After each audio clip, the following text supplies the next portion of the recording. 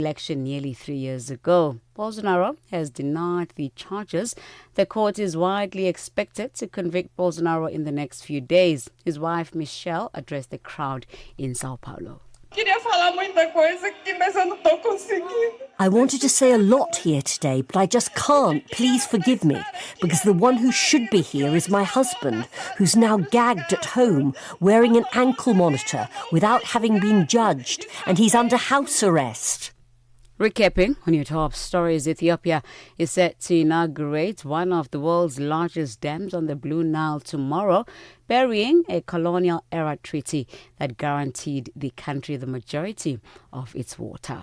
For any news stories you'd like to share with us, please send us an email to newsroom@channelafrica.co.za or call us at +27 11 714 4459. Channel Africa News, I'm Onele Tsinsi. SABC News. The African Perspective.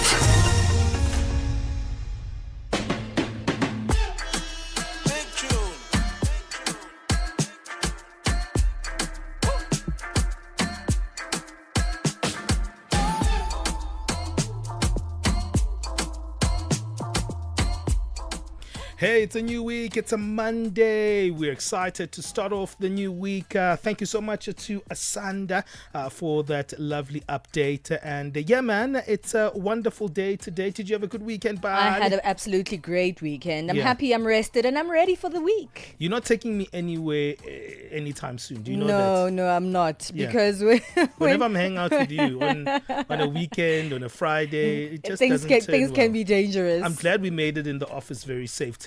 I am glad as well. Fantastic. But let's keep going because we've got so many wonderful conversations to have with you from now until midday Central African time. We're going to start off with our gender-based violence focus. We've been doing that for a while now because gender-based violence is a conversation that takes place sporadically. Maybe sometimes it happens at the month whereby gender-based violence is a focus. But here at the SABC, where we're broadcasting from, it's been a campaign that we've been looking at to really say what is the real issue and how can we actually deal with this problem. Absolutely. And today we're taking a look at the systematic barriers that examine the justice systems around gender-based violence. That's one of the biggest complaints around this issue, is that there hardly is enough justice for victims of gender-based violence. So we're going to be going deeper into what exactly the systematic issues are around justice for the victims of gender-based violence. All right, and then in our second hour, we move into the African View. Every Monday, we're always excited to have a debate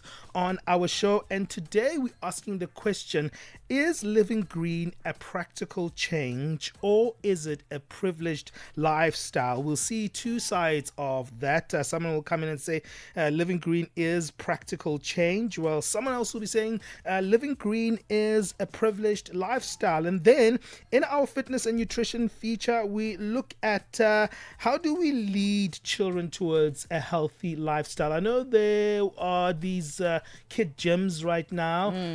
I don't know how they actually control that energy of kids and how they get them into an exercise routine. It must be difficult. No, I do wonder. So we're going to be taking a look at that. How do you actually cultivate a healthy lifestyle for our children? Do join us, though. We're on all our social media platforms. We're live streaming on Facebook and on YouTube. We are at Channel Africa 1 on YouTube, but also on X, Instagram, as well as TikTok and many other of our platforms. On Facebook, simply Channel Africa. It's 8:09 Central Africa time. Let's keep it moving. Welcome to On The Move. África. Conhece o Ntivani? Claro que sou eu. Ntivani é o amante da música de corpo e alma. Eu amo música africana. Ele aprecia todos os tipos de melodias e passa os seus dias a ouvir a Channel Africa. Adivinha só, a Channel Africa quer ajudar o Ntivani e os amantes da música em todo o lado a descobrir ainda mais música incrível. Por isso, a Channel Africa está a convocar artistas africanos a submeterem as suas músicas. músicos. Lembrem-se de nos dar todas as informações relevantes no music@channelafrica.co.za. As submissões são a vossa oportunidade de ser ouvidos, mas não garantem inclusão na lista. Todas as submissões serão cuidadosamente analisadas para verificar se cumprem os requisitos da nossa estação. Canal África, a perspectiva africana. Ladies and gentlemen, fuel your day with fresh African perspective on Channel Africa. Hey, gender-based violence, or GBV, remains one of the most urgent human rights issues on the African continent, with millions of women and girls affected in parts of East and Southern Africa. Studies show that more than 10 women will experience physical or sexual violence in their lifetime. Yet the problem is here. Despite legal frameworks like the Maputo Protocol, survivors still struggle to access justice. Systematic failures run deep in many African countries, with weak police responses and delayed prosecutions in cases disappearing from court rolls and inadequate survivor support. Today we're going to be speaking about the systematic barriers, examining why justice remains out of reach for so many survivors across the continent. And Mary Izobo is joining us on the show, Advocacy Program Manager at the Center for the Study of Violence and Reconciliation. It's been a while, Mary. Welcome back on The Move. Hi, Ben. It's so nice to see you again. Indeed, it's been a while. How are you doing today? I'm doing good. Let's talk a little bit about this one. It's important that we centralize justice around GBV, right? Because it's not only the fact that survivors and victims struggle from the physical harms of gender-based violence, their emotional repercussions of gender-based violence, but there's also survivor victimhood from a justice perspective. Thank you so much. I mean, I would start by saying that gender-based violence is not just something that happens personally. It's not a personal tragedy. It's a systemic failure, like you had highlighted, whether it's from mishandling at the police level or the slow, costly judicial processes, cultural norms, family pressure. I think we can go on and on, right? And so when survivors cannot access justice, whether it's from the police station to the courtroom, there are persistent gaps and that leave survivors unprotected, where perpetrators are held unaccountable and communities do not necessarily feel safe.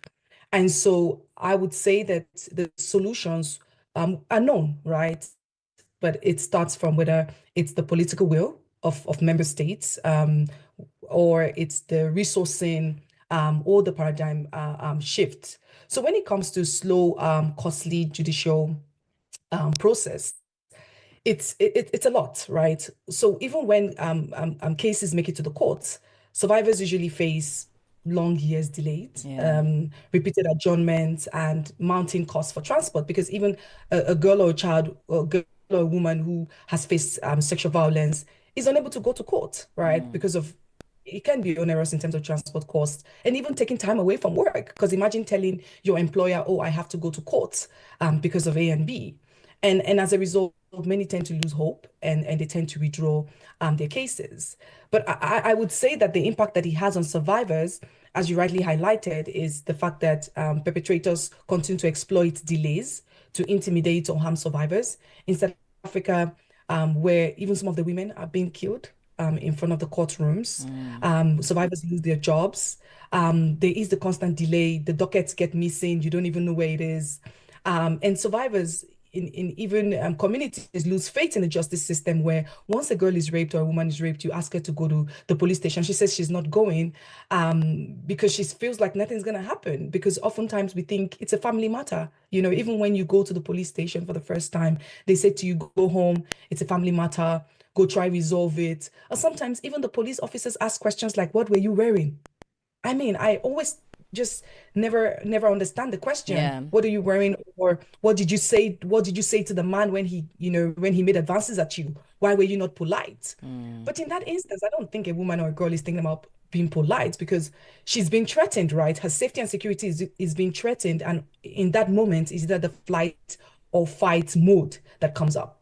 So, I mean, it's Go ahead. Yes, Go and no, ahead. keep going, Mary. And so you see the questions. I always say that why it happens in terms of gender-based violence is because we do not prioritize SGBV cases. We always put them at the bottom of the barrel because it's like, oh, we've normalized SGBV, right? I come and I report a case and it's just like, anyway, go next. You could also talk about paper-based systems. I always go to court and sometimes I never understand why we still have paper filing where I can go and or the court can burn down and all of those papers are gone in like 2 seconds. And so it's very important that we actually move to digital filing. We talk about AI, but how are we trying to use technology, right, to advance reporting when it comes to cases? Yeah. And then even defense lawyers, they try to exploit the loopholes and try to say things around, but you said this the first time, now you're saying another thing. But you never understand that when it happens, it's a shock to your system. You never remain the same. So in as much as we try to, at CSBR, we try to do what is called, our approach is very survivor-centered. It's very trauma-informed to make sure that at the heart of the work that we do, the victim comes first, right? What do they want? Sometimes you take them. Mary, the term justice itself can mean a lot of things to a lot of individuals. And we look at it at a very one-dimensional way where a perpetrator, justice is only served if they end up in jail. Is there more to this term justice? What does it encompass? And, how exactly can we define this term justice and its failures as well? Justice is not a one-size-fits-all, right? And that's why I go back to the survivor trauma informed, right? What I may term justice may not be what another woman terms justice. And I'll give an example. For me, justice may mean healing emotionally, right? How do I heal from the process? I don't want to take my perpetrator to court. I don't want to have to be re-traumatized, because one thing the court processes does, and we do not know, is that it re-traumatizes victims, where the judges or the defense lawyers or the lawyers will say your story again, repeat your story. What did you say the first time? So now me going again and saying the story over and over again is re-traumatizing me, because I have to sit with my feelings in trying to explain how I feel. And so for me, I just want to heal. I just want the mental health and psychosocial support where I want to go to therapy and I want to heal, right? Another justice for somebody else may mean the person must go to court and go to jail, and they will be jailed for life or how many years it is. Justice for somebody else could also mean just acknowledge the fact that you did harm to me. Acknowledgement, right? Acknowledge that you did A, you did B, and I would be at peace with myself. I will not think that I'm crazy, because sometimes, the perpetrators of this crime would deny it flat out to your eyes. I never touched you. I never came anywhere close to you. And you're wondering, like, is this a joke? Like, it was you. But it's like, no, I don't know what you're talking about, right? And so sometimes justice for another person could just mean owning up and acknowledging the fact that you hurt me and you probably will not do it again. So justice to every woman just means different things, because it's very context specific. It's very peculiar to each woman as to how she wants to heal. But I think at the heart of it is healing. We often neglect the mental health and psychosocial support.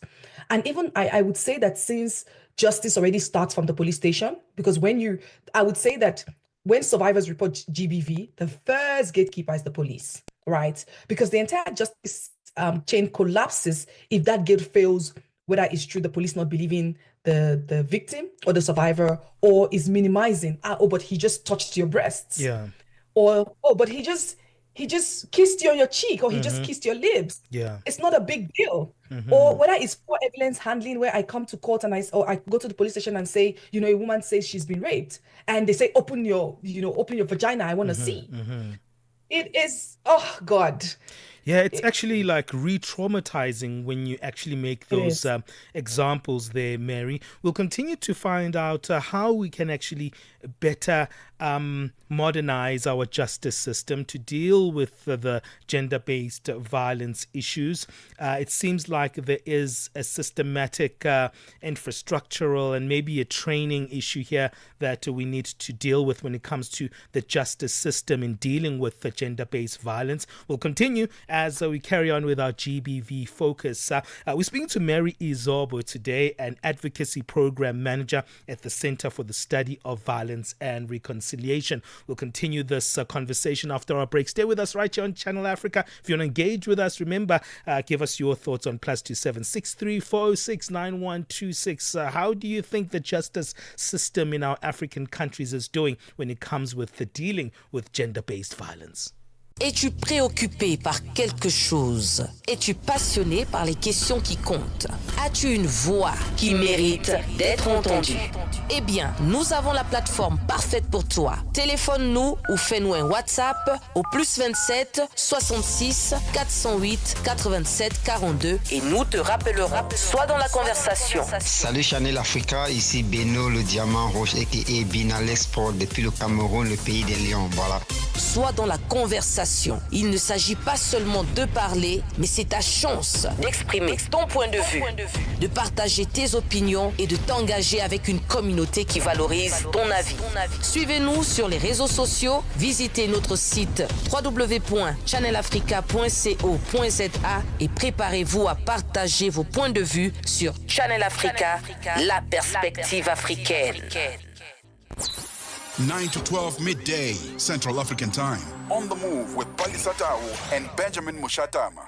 We continue with our series of conversations around gender-based violence here on Channel Africa. And today we're speaking about the systematic barriers that, are stopping a lot of victims of gender-based violence from accessing the justice that is necessary. But also, we're going to have a conversation about the reforms that are needed to change this particular reality. Mary Izobo, who is an advocacy program manager at the Center for the Study of Violence and Reconciliation, continues to join us on the line. Many a times we hear about gender-based violence cases, be it sexual, physical, or any other form of gender-based violence, Mary. And one that is a constant reality is the victims going to court with the perpetrator also in court, and then the case being put out because there wasn't enough evidence. And this automatically to, the rest of the communities, the rest of the people is seen as translated as this victim is lying or this perpetrator didn't do this particular thing.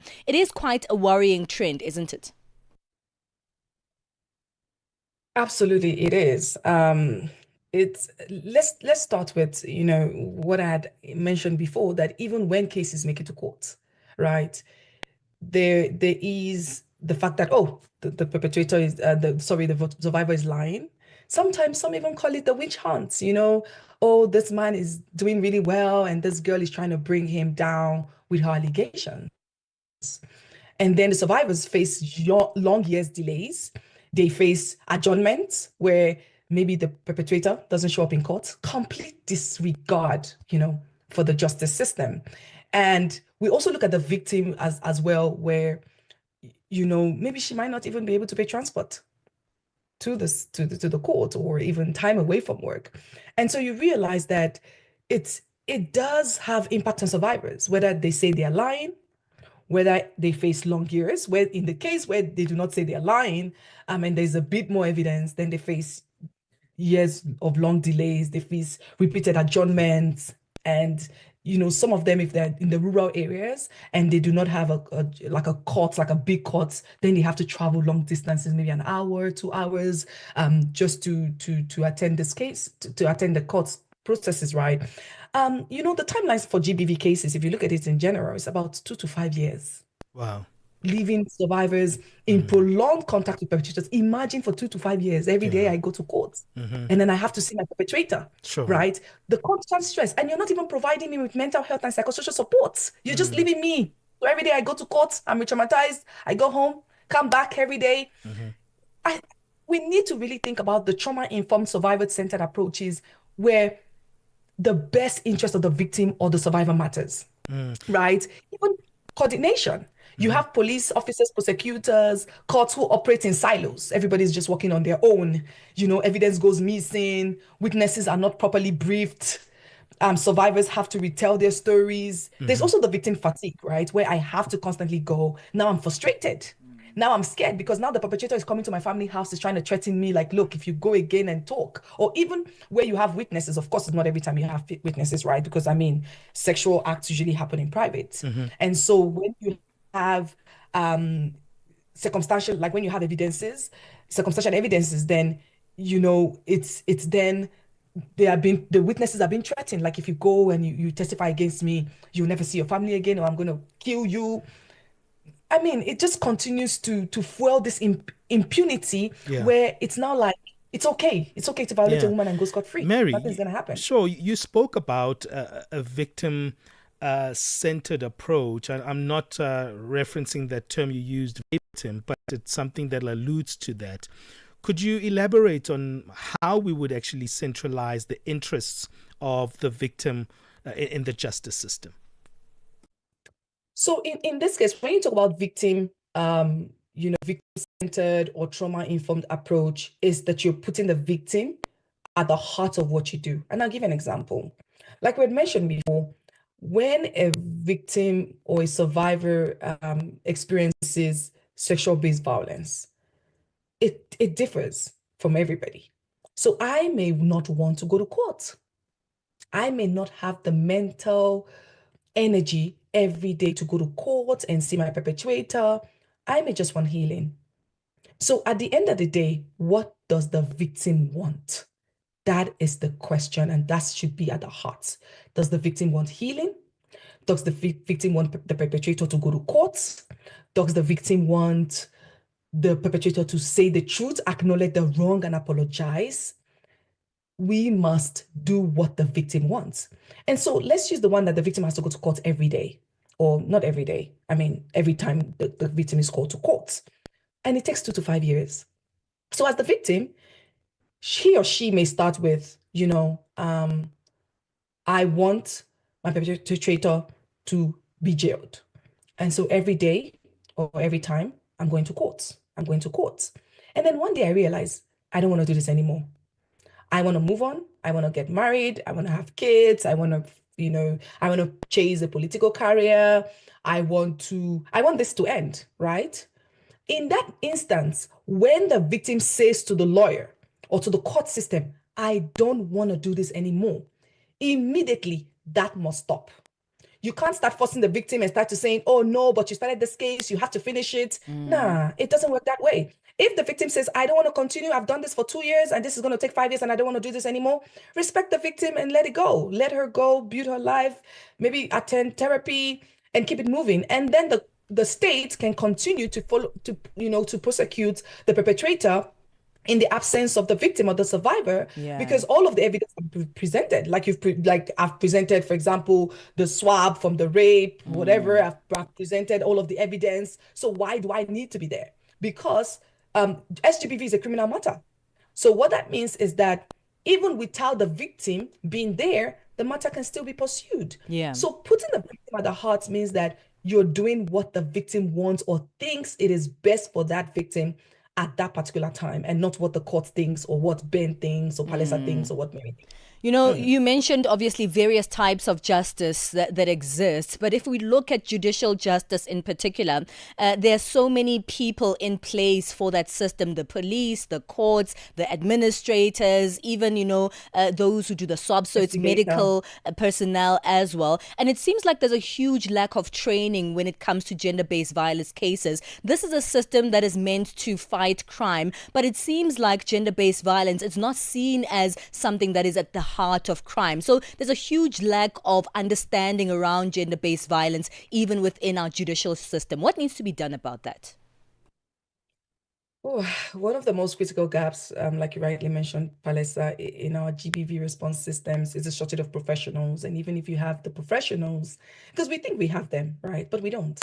That's the thing. So it's one thing to have them and they're not trained, but it's one thing to also not have them, right? And so having professionals that are trained to engage with survivors in a trauma-informed, survivor-centered way. I always add trauma-informed, survivor-centered way, and I'm sure you already know why, is putting the victim, whatever is in the best interest of the victim. And so without a proper understanding of the psychological of the emotional, the behavioral impact, because it's not just physical, right? So you could violate a woman, you could violate a man. It's not just physical. There is that emotional, there is that behavioral. Sometimes it actually changes the behavioral pattern of a woman where she now becomes very violent. You talk to her, you even say hello, she's already thinking you're about to sexually assault me, right?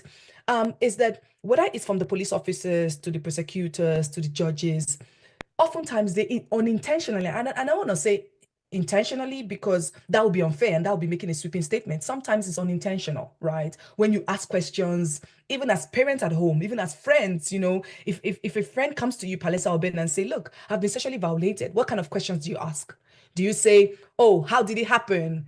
Do you want to go into details? Tell me. And, sometimes some people are even smiling and giggling. And, Yeah. I mean, you're unintentionally re-traumatizing the survivor, whether it's through insensitive questioning, whether it's through disbelief, you're raising your eyebrows, or you're even victim blaming, like asking the questions.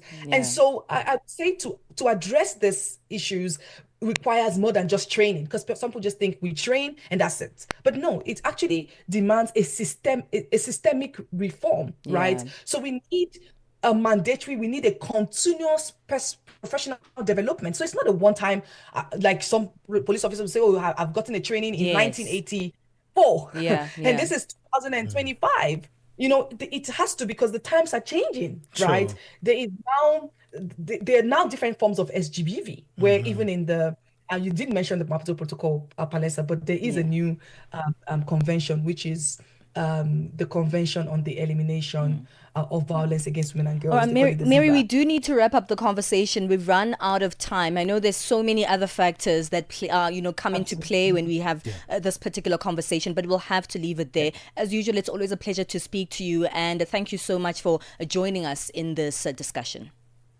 Thank you so much, Palesa and Ben, and you have a good day. That's the Advocacy Program Manager at the Center for the Study of Violence and Reconciliation, Mary Zobo, speaking about some of the systematic barriers that we face here on the African continent when it comes to finding justice for gender-based violence. Hey, join our On the Move poll. We're going to put it up on our X handle. Remember, it's a very sensitive issue, so we'd like to get your thoughts on this one. What's the biggest barrier to justice for GBV survivors? We're giving you 4 options there. First one being weak police response. Second option, slow courts. Third option is the poor survivor support, while the fourth option is cultural stigma. Go to our @ChannelAfrica1 handle and participate in that poll. Let's move on right now and get our latest sports update.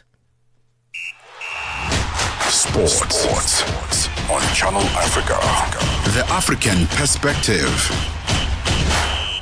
And a very good morning from the sports desk. I am Musibu Dimakura with the latest sports news at the Sawa. So Bafana head coach Hugo Bruce is bracing for a high-stakes clash against Nigeria on Tuesday, describing it as a tricky and emotionally charged encounter. So South Africa go into the FIFA World Cup qualifier confident after sweeping aside Lesotho by 3-0 at the Free State Stadium in South Africa's Free State province on Friday to tighten their grip at the top of Group C. But the Super Eagles remain firmly in the race, having edged Rwanda 1-0 in Uyu on Saturday night. That result sets up a decisive showdown between two of Africa's heavyweights, with both sides aware of the implications of a World Cup qualification hopes. Nigeria will expect a tougher challenge against Bruce's informed Bafana, with the Belgian tactician also having kept his plans very close to his chest as he plots another statement performance, this time though against Nigeria. You know that Nigeria is a very good team and a much better team than the team of Lesotho today. So we will have to take other measures and other tactical things than we did in the game of today. And we will see the next days, and we will try to find the right team to beat Nigeria Tuesday. Meanwhile, the Comoros Islands moved within a point of Group I leaders Ghana with a composed 2-0 victory over the Central African Republic yesterday, opening round 8 of the CAF World Cup qualifying campaign, and now piling the pressure on the Black Stars of Ghana ahead of today's fixtures. Now, the visitors claimed the win in Sunday's lone CAF World Cup qualifier, a result that lifts them to second position in Group I and also confirms the Central African Republic elimination from the 2026 World Cup qualifiers. On to rugby news now. South Africa's national women's rugby team are not proud of their big defeat against France in their final Pool D match of the 2025 Women's Rugby World Cup, but there are many positives out of that performance in Northampton on Sunday. So that's the view of the South African coach Swys de Bruin after his side suffered a disappointing 56-10 defeat to the French side at Franklin Gardens, and in the process lined up a quarter-final match against the defending champions New Zealand in Exeter on Saturday. Let's take a listen to what the coach had to say post that match. Look, what went well is that we fought right to the end. Let's be positive. Another positive is we did rest about 9 of our players for the quarterfinals, and we gave exposure to a lot of young new girls, and who learned a lot. So from that point of view, very happy. Obviously, you know, France is a bloody strong team. They've got a set play. We scrum well, and until we met them, and they taught us a lesson up front. On to some golf news now. Rory McIlroy held his nerve to win the Irish Open in a dramatic playoff and claim his first victory since completing a career Grand Slam at the Masters in April of this year. So the world number 2 aced out Sweden's Joakim Lakagren on the third extra hole to win his national title at the K Club for the very second time, 9 years after his first at the end of a thrilling final round. So in a remarkable finish, McIlroy hold a 25-foot eagle putt on the 72nd hole to match the Swedes' 6 under 66 amid ecstatic scenes at the County Kildare course. Now both players birdied the first 2 playoff holes, but McIlroy secured the title after the Swede found water on the third, giving the Northern Irishman his 4th win of the year, just about 3 weeks to go before the Ryder Cup is set to take place. And finally, in summer motorsports news, Max Verstappen emphatically ended his 4-month victory drought by winning the Italian Grand Prix at the Canter, as Lando Norris eventually trimmed Oscar Piastri's world title after a late swap between the McLaren drivers. Now, winning for the first time since May's Emilia Romagna Grand Prix on Formula One's last visit to Italy for just his 3rd victory for 2025, Verstappen prevailed after coming out on top in a thrilling duel with Norris over the race's first 4 laps. Well, that concludes your sports news this hour. For any sports stories you'd like to share with us, please send us an email to newsroom@channelafrica.co.za or give us a call. The newsroom line is +27 11714 4459. I'm back with more sports news in the next hour. For Channel Africa Sport, I am Mosibudi Makura. Sports on Channel Africa. The African Perspective. Africa. It's time to plug into the heartbeat of the continent. Tune in to Channel Africa, your go-to radio station that broadcasts in 5 different languages. L'Afrique du Sud célèbre la journée nationale du Kabla hujaitwa kwa jina la Double K or more of our forests have been destroyed. Tamo Partido Africano da Independência da Guiné. See, Channel Africa represents every corner of this amazing land. From Lagos to Cape Town, Nairobi to Dakar, we've got you covered with the freshest news, music, and cultures. So, turn up the volume, feel the rhythm.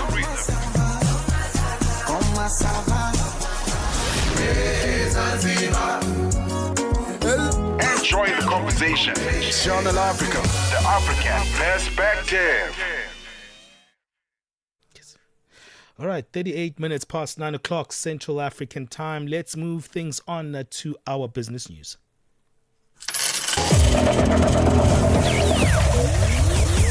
Business news on Channel Africa, the African Perspective. Thank you, Benjamin. Good morning. Egypt's listed real estate firm Emma Misa for Development signed a deal to build a tourism development on the Egyptian Red Sea with Saudi Arabian and Emirati partners, saying the project will generate investments worth $18.58 billion. Senior officials from the companies involved made the announcement at a televised event in Cairo, attended by Egyptian Prime Minister Mustafa Madbouly. Egypt has been seeking large-scale investment projects to boost its economy, which has been grappling with a protracted financial crisis and the economic reverberations of the war in Gaza between Israel and Hamas. South African Minister of Trade and Industry and Park Stau says his department is engaged in talks with Algeria and Egypt on ways to cooperate with South Africa in the automotive sector. Dow is in Algeria for the 4th Intra-African Trade Fair, leading a delegation of 30 South African businesses while promoting greater trade. The discussions come as the automotive industry grapples with headwinds, including the influx of cheap imports, tariffs on vehicle exports to the US, and job cuts. Minister Dow says South Africa is exploring closer ties with North Africa's economies. We're also reaching out to other automotive manufacturing countries, but we thought it's important that we start there. And that would include cooperating on areas where we would be able to build component manufacturing capabilities in Algeria, where we would be able to consolidate and the extent to which we create production that is able to access the African market, but also the export market. And the Gauteng provincial government in South Africa is in the process of implementing digital invoice submissions for tender processes to curb corruption. This was revealed by MEC for Finance Lebogang Maile. He says tender applications, valuations and monitoring processes will be done digitally. Maile further revealed that they have also introduced a system where invoices will be uploaded, minimizing interaction with government officials. He says implementation will start with 5 departments, including the Office of the Premier and the Treasury. The first thing we did was to introduce what we call an open tender system in Gauteng, where before you advertise a tender, we appoint external auditors. These are people who are not working for government, who check our processes, and then before awarding, when we adjudicate, we call members of the public to observe. The second thing that we are doing, introducing a digitized procurement. So what we want to do is to eliminate human interference in the tendering system. German exports unexpectedly fell in July while industrial output rose. Data from the Federal Statistics Office indicate that German exports fell by 0.6% in July compared with the previous month. Imports dropped 0.1% compared with June. The foreign trade balance shows a surplus of $20.26 billion in July, down from $18.40 billion. German industrial production rose by 1.3% in July compared to the previous month. In other news, China's exports growth slowed to a 6-month low in August as a brief boost from a tariff truce with the US faded, but demand elsewhere provided officials some relief as they try to underpin an economy facing low domestic demand and external risks. Policymakers are counting on manufacturers to diversify into other markets in the wake of US President Donald Trump's erratic trade policy, enabling them to delay the rolling out of additional fiscal support in the fourth quarter. Now let's have a look at financial indicators at this hour. $1 in Nigeria is trading at 1,000 naira 527, Botswana 13 pula 32, Kenya the dollar is at 128 shilling 49, Zambia 23 kwacha 88. BRICS countries, $1 in Brazil is at 5 real 41, Russia 80 rubles 24, India 88 rupee 19, China 71.13, South Africa 17 rand 57 cents. $1 is 74 pence to the British pound and 85 to the euro. Commodities, gold is at $3,593, platinum at $1,388 per ounce. The price of Brent crude oil $66.69 a barrel. For any business stories you'd like to share with us, please send us an email to newsroom@channelafrica.co.za, or you can call us on +27 11 714 4459. For Channel Africa Business, I am Chandruko Ligege.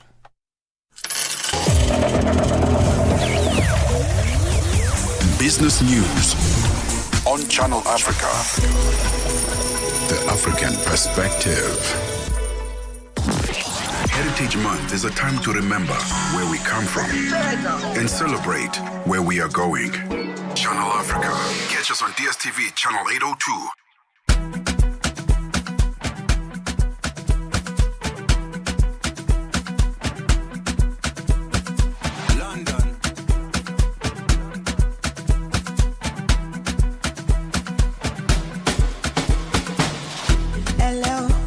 Everybody for you. I did your shake bello. What is up on tell bello?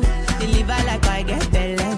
Them say I did go sell. Them say I did go sell. Espiritu Fortuna. I go make you Joe Dada. Say you get the power. Sweetie Passy, I'm a lucky too. Shinji Kagawa.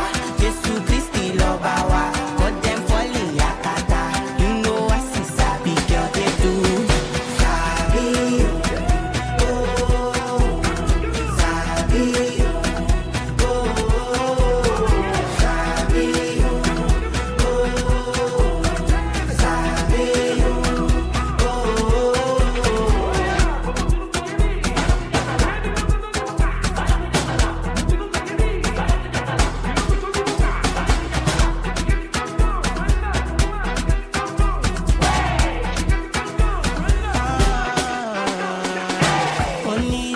Only reason why them they call me Yolo. While you be fin, I'm still leading, kill anything. I know fitness. You know go fit in my shoes. High fashion, Jimmy choose. Wanna sip some gin and juice tomorrow? It's be okay, Fortuna. I go make you Joe Dada. Say you get the power. Sweetie Passy, I'm a lucky too. Shinji Kagawa. Jesu Christi Lobawa. Got them falling yakata. You know I see Sabi girl they do. Hey, Sabi, oh, Sabi, oh, Sabi, oh, Sabi, oh.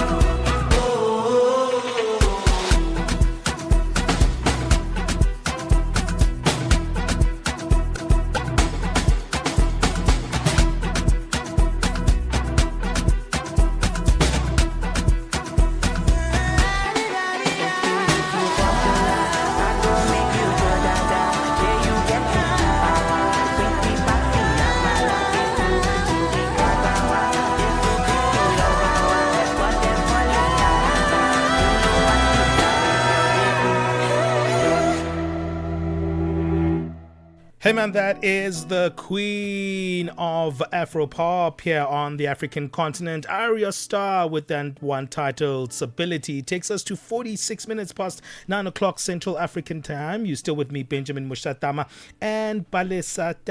Thank you to those who've been joining us on our live stream. Remember, if you don't know, we are always live on our station. You can find us on our page, Channel Africa, on YouTube, as well as our Facebook page, Channel Africa.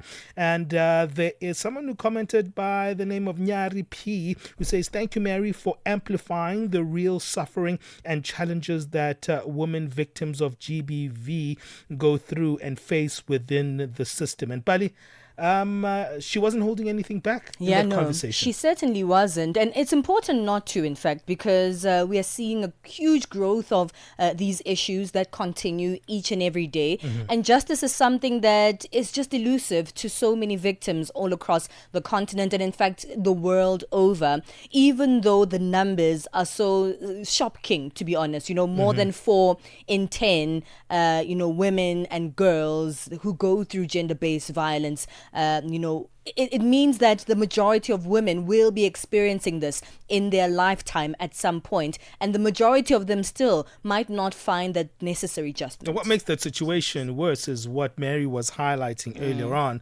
stating the fact that, if you are going to go in a case as a GBV victim, you're probably going to be in the court system for up to 2 to 5 years. Yeah. That's a worrying thing, because to prove it as time goes even becomes harder. That's true. And I mean, that 5 years itself is so re-traumatizing. Sure. But also, just because it's been long, it doesn't mean that there's going to be a positive outcome at the end. So imagine going in and out of the courts, spending money, spending time, that emotional, trauma of it all during that 5 years. And at the end, you still might not get justice. Yeah, well, we've got our On the Move poll. We'd like to hear your thoughts on this one. Remember, we're asking the question that we've pinned up on our X handle at Channel Africa 1. That's the handle to check out. What's the biggest barrier, do you think, is to justice for GBV survivors? We've got 4 options there.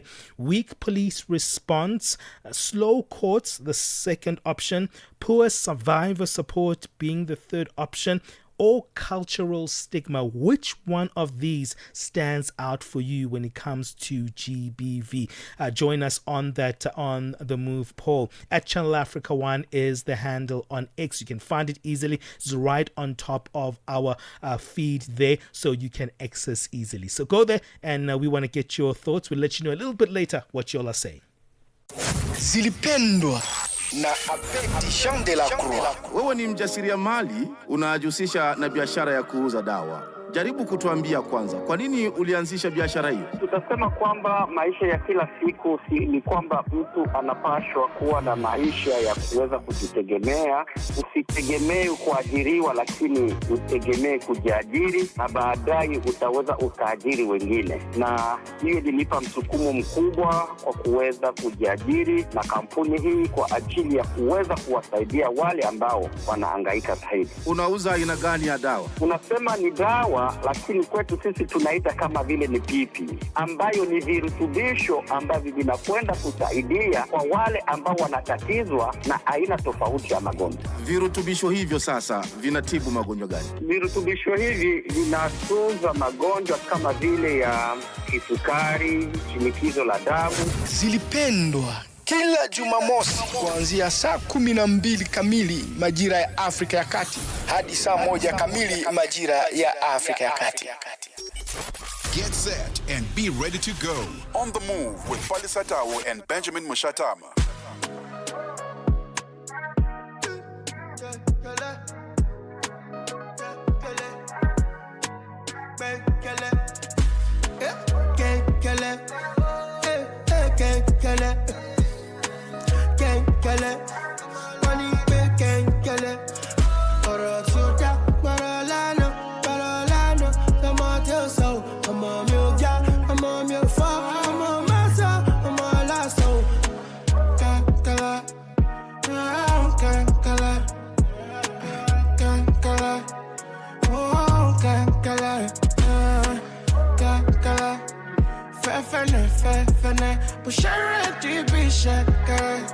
She come from Sapele, Mr. Chekade. Help me quick, Dada kawa stop for that. Make she dance for way. I'm living my best life. Nobody can tell me up. How I go live my life. Making nobody tell me up.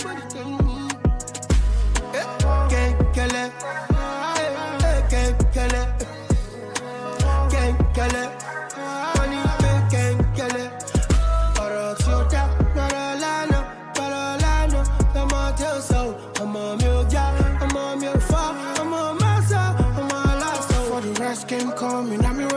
I used to buy my loud for 2K. The many days where we say Rabba no day. Me the back base, I can't do me shake. You know the vibe stay sharp like every day. You know the bad vibes more like a souffle. Get a perfect picture like a beat, like a dope. No be a dope, it be real life. You sabi say, I'm for look me wine. I be money chaser, could you echo? Me I be parent child. 9,000 the street like I'm living my best life. Nobody can tell me how I go live my life. Making nobody tell me up. Can't kill it. Can't kill it. Can't kill it. Can't kill it.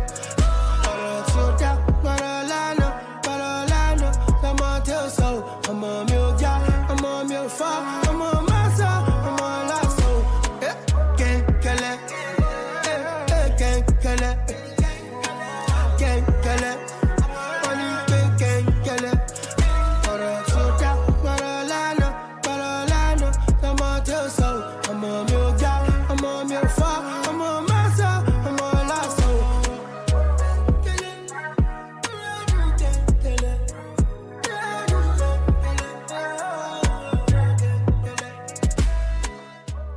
It's Buju featuring One Day Call on the Swan. Genkele, it's the name of the song. 9:53 Central Africa time. You're tuned in to On The Move. Let's keep that On The Move poll going on our X handle at Channel Africa 1. But of course, you can also participate in the conversations on all our other platforms. So feel free to do that. We'd love to have you. You're the most important part of the Channel Africa family. We're going to be moving into our debate feature in the next hour of the show. And of course, you are a part of the debate and we have to know where you stand in this one. Everyone's speaking about green living. And we've had a couple of conversations to speak about, hey, what do we do, right? What do we, the everyday people, actually do to remain green? If you go grocery shopping, there's usually a green section there. And the food there is usually more pricier than, all the other food that's been in the grocery store. These days, you see some recycle bins, around the shops, even in some complexes, in some homes, they recycle bins, and so many other ways that are said to be functional and beneficial for all of us to have, a greener life. But is that something that we can all access? Yeah, it's an interesting one, especially when you think about bigger projects, like maybe you want to put a solar panel in your house. Yeah. Yeah, it's not that easy to actually do. So it's going to be interesting to hear which side wins this one. And usually these are very robust, the African View debates. Today we're going to be having Mfundo Ntandane, who is a macro-level social worker and scholar. They're going to take a green living is practical change argument. And countering that is Kabelo Mahlobohwane, who is a public speaker, an education activist, and democracy and social justice champion. So that's going to be very, very cool to chat about. I'm thinking about the ordinary person, right? If we want to be living green, we're told about all these things. Can you afford a solar panel? Like just one solar panel? Do we even know how much a solar panel is, So the actual debate is whether or not many of us can actually access that green living lifestyle, obviously, if we want to contribute. Or is it just for the privileged few? Do you have to be privileged in some sort of way to actually live green? Is it something that's just trendy and is said, so that you can just pay more money for some of the things that other people can't access? So how do we all contribute to a green lifestyle in a way that, is also beneficial for us, beneficial for our communities, beneficial for the globe at large? Because they say, hey, we all have to try and live green. But who actually gets to live green? Yeah, sometimes it's just about taking the small step as an individual to live green. I don't think it's always about the commercialization element of it. Yeah. Taking walks, using public transport. Bali, using public transport? Yeah, do you use public transport? Yes, I do now that my car is not working. Reducing our plastic use can be very cost saving as well. So there are practical things. So I wonder who's going to outright convince us in this one that green living can be a very exclusive and privileged thing. Well, which side of that conversation do you fall on? Our African View debate is coming through in the next hour of the show, and we want to know where you stand in this debate. So follow us on all our social media platforms. That's at Channel Africa 1 on X, same handle on Instagram, same handle on TikTok as well, and on YouTube. But we're also on Facebook. That's simply Channel Africa. We also want to hear your voice also, because your voice is also important to us. So send us a voice note or a text on WhatsApp. Our WhatsApp number is +2763 406 9126. Before we go into our African View debate, let's hear what you think about this one.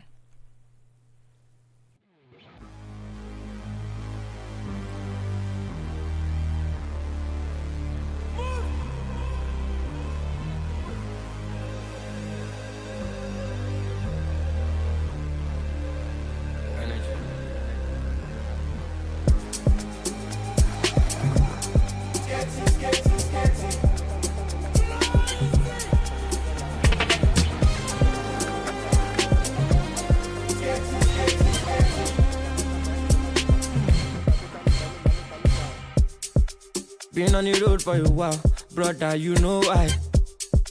247, I'm moving, so I go day alright. Dreams untold every day, I don't need to tell no one. Or Bobby with Solomon, I don't want to hear trilogy no more. Skating is a lifestyle, skating is a part of me. Skating is a lifestyle, skating Skating is a part of me. Them know it's a part of me, it's a part of energy. Too much steez, man shako. Before them wake, go to jalo. Still to speed, want to follow. Back, look, baby, shin low. Still on still, I just stack up. Kunita phone, I want power. Tell me sound, nibo sibo. On a flipping level, more sexy. You know bad man too, jiggy. You live for 2 pack, my lottery see. Can't do life for my enemies. Any day you see the boy, it's a good vibe. Every morning getting money, then we flipping. Shut down on the city. Good time with the titty. Skating is a lifestyle. Skating. Skating is a part of me. Skating is a lifestyle. Skating. Skating is a part of me. Skating is a lifestyle. Skating. Skating is a part of me. Hey, that's Asake with one title, Skating, taking us to the second hour of On The Move. Remember, we've got that On The Move poll on X. We're asking you on the first hour conversation, what's the biggest barrier to justice for GBV survivors? We're giving you 4 options there. Participate in that On The Move poll, and we'll let you know later what's up there, what you guys are thinking about that topic that we were having as a part of our GBV series. Well, we're moving into the second hour. It's 10:00 hours Central African time. Let's get the latest news. SABC News. The African Perspective. Thank you, Benjamin. Looking at your top stories. Ethiopia to inaugurate one of the world's largest dams on the Blue Nile, and the U.S. signals readiness with sanctioning Russia. Your latest news. Greetings to our listeners. Ethiopia is set to inaugurate one of the world's largest dams on the Blue Nile tomorrow, bearing a colonial-era treaty that guaranteed the country the majority of its water. The dam, built at a cost of around $5 billion, has led to a surge in Ethiopian nationalism, uniting a nation often polarized along ethnic lines and merged into conflict. The Grand Ethiopian Renaissance Dam is Africa's largest hydroelectric plant, with hopes that it will meet the 135 million strong population's energy needs and boost foreign currency earnings. The United Nations has urged the Nigerian authorities to arrest those behind the attack in the northeast of the country, in which at least 63 people were killed. 5 soldiers were amongst the dead after Boko Haram gunmen stormed a village in Borno State over the weekend. Malzi Shagun from Human Rights Watch told the BBC that authorities failed to heed the residents' warning. People began to notice unusual Boko Haram activities and had alerted the authorities. When people alert them that there is an impending attack, you would assume, that reinforcement will be sent or an effort will be made to disperse the Boko Haram fighters who were obviously gathering and getting ready for an attack long before it happened Friday night into Saturday morning. South Africa's Justice and Constitutional Development Party says it has come up with an integrated plan to ensure the protection of legal practitioners working on high-profile cases. There's been an increase in the killing of lawyers, auditors and investigators working on high-profile cases aimed at exposing corruption. In the most recent incident, insolvency lawyer Bowers van Niekerk was killed at his office in Johannesburg on Friday. The department spokesperson Terence Manasseh says the recent killing has prompted the ministers Mamoloko Kubai to fast-track implementations of the plan. It's an integrated security plan, not only for the legal practices, but also for the courts. Currently, what this plan is looking at is the introduction of ICT in court matters, maybe the possibility of conducting proceedings remotely in high-risk incidences, introduction of high-tech CCTV cameras in our premises, and that plan is at an advanced stage, working with various stakeholders in the justice sector to make sure that practitioners, court users, officials are secure in executing their duties. The former South African President Thabo Mbeki has expressed confidence in South Africa's leadership of the G20 summit, despite the absence of U.S. President Donald Trump. Mbeki emphasized that the country has invested significant effort into the G20 agenda and that the United States will inherit a comprehensive and well-prepared agenda at the end of the year.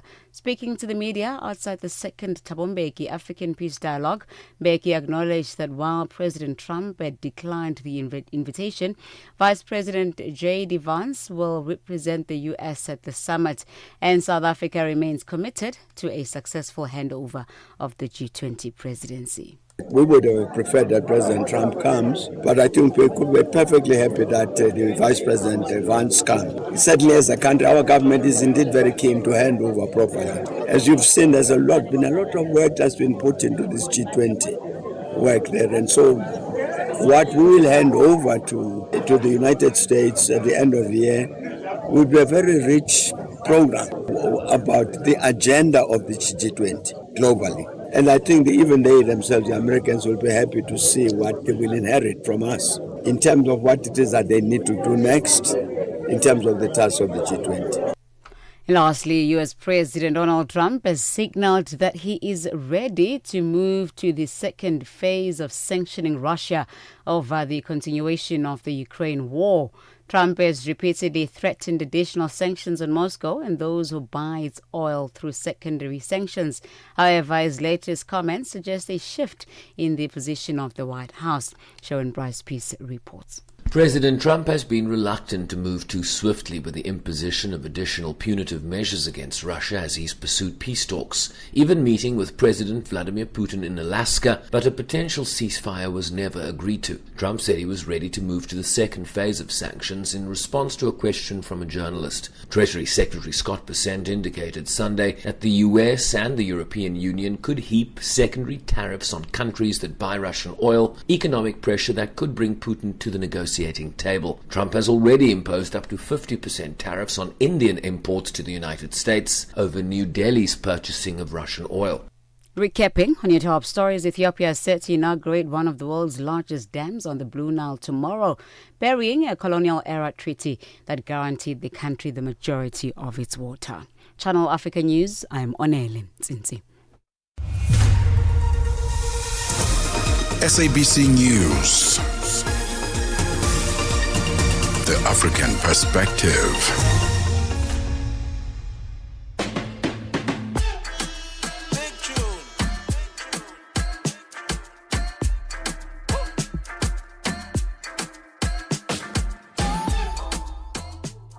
Hey, we're in the second hour of On the Move here on Channel Africa. With me, Palesa and Benjamin Moshatama. Join us live on www.channelafrica.co.za. You can also find us on our audio bouquets. That's DSTV, channel 802, and OpenView HD, channel 628. And of course, another great way to tune in is through the SABC Plus app. You can find Channel Africa there under the radio section. We're going into our second hour conversations. It is Monday after all, and we go into our African View debate, a very important one today because, you know, everything is about a green lifestyle these days. It's important for all of us, or the world and the globe, to go green.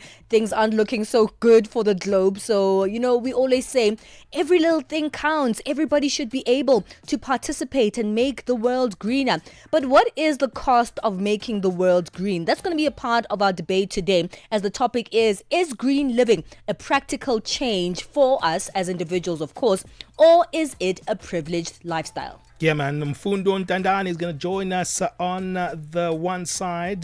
Mfundo is a macro level social worker and a scholar.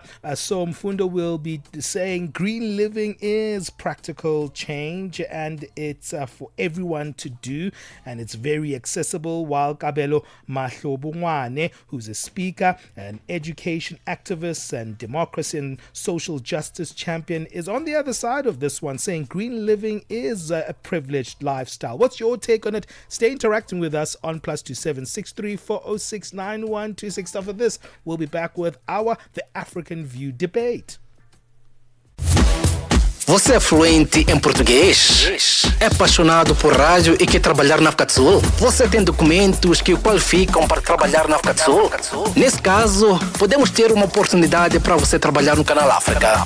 Envie seu currículo e demonstração para Canal África at newsroom@channelafrica.co.za. Lembre-se, se você não receber alguma resposta nossa em 14 dias, isso significa que você não foi selecionado. Canal África, a perspectiva africana. Hi there. Do you want to elevate your business and give it a voice in South Africa and Africa as a whole? Well, in that case, let Channel Africa make this a possibility. Channel Africa is willing to advertise your business for as little as 30,000 rands or $1,719.18. To get access to these great rates, send all requests to mokoenata@SABC. That's MOKOENATA@SABC. Channel Africa, the African perspective. 9 to 12 midday, Central African Time. On the move with Palesa and Benjamin Moshatama.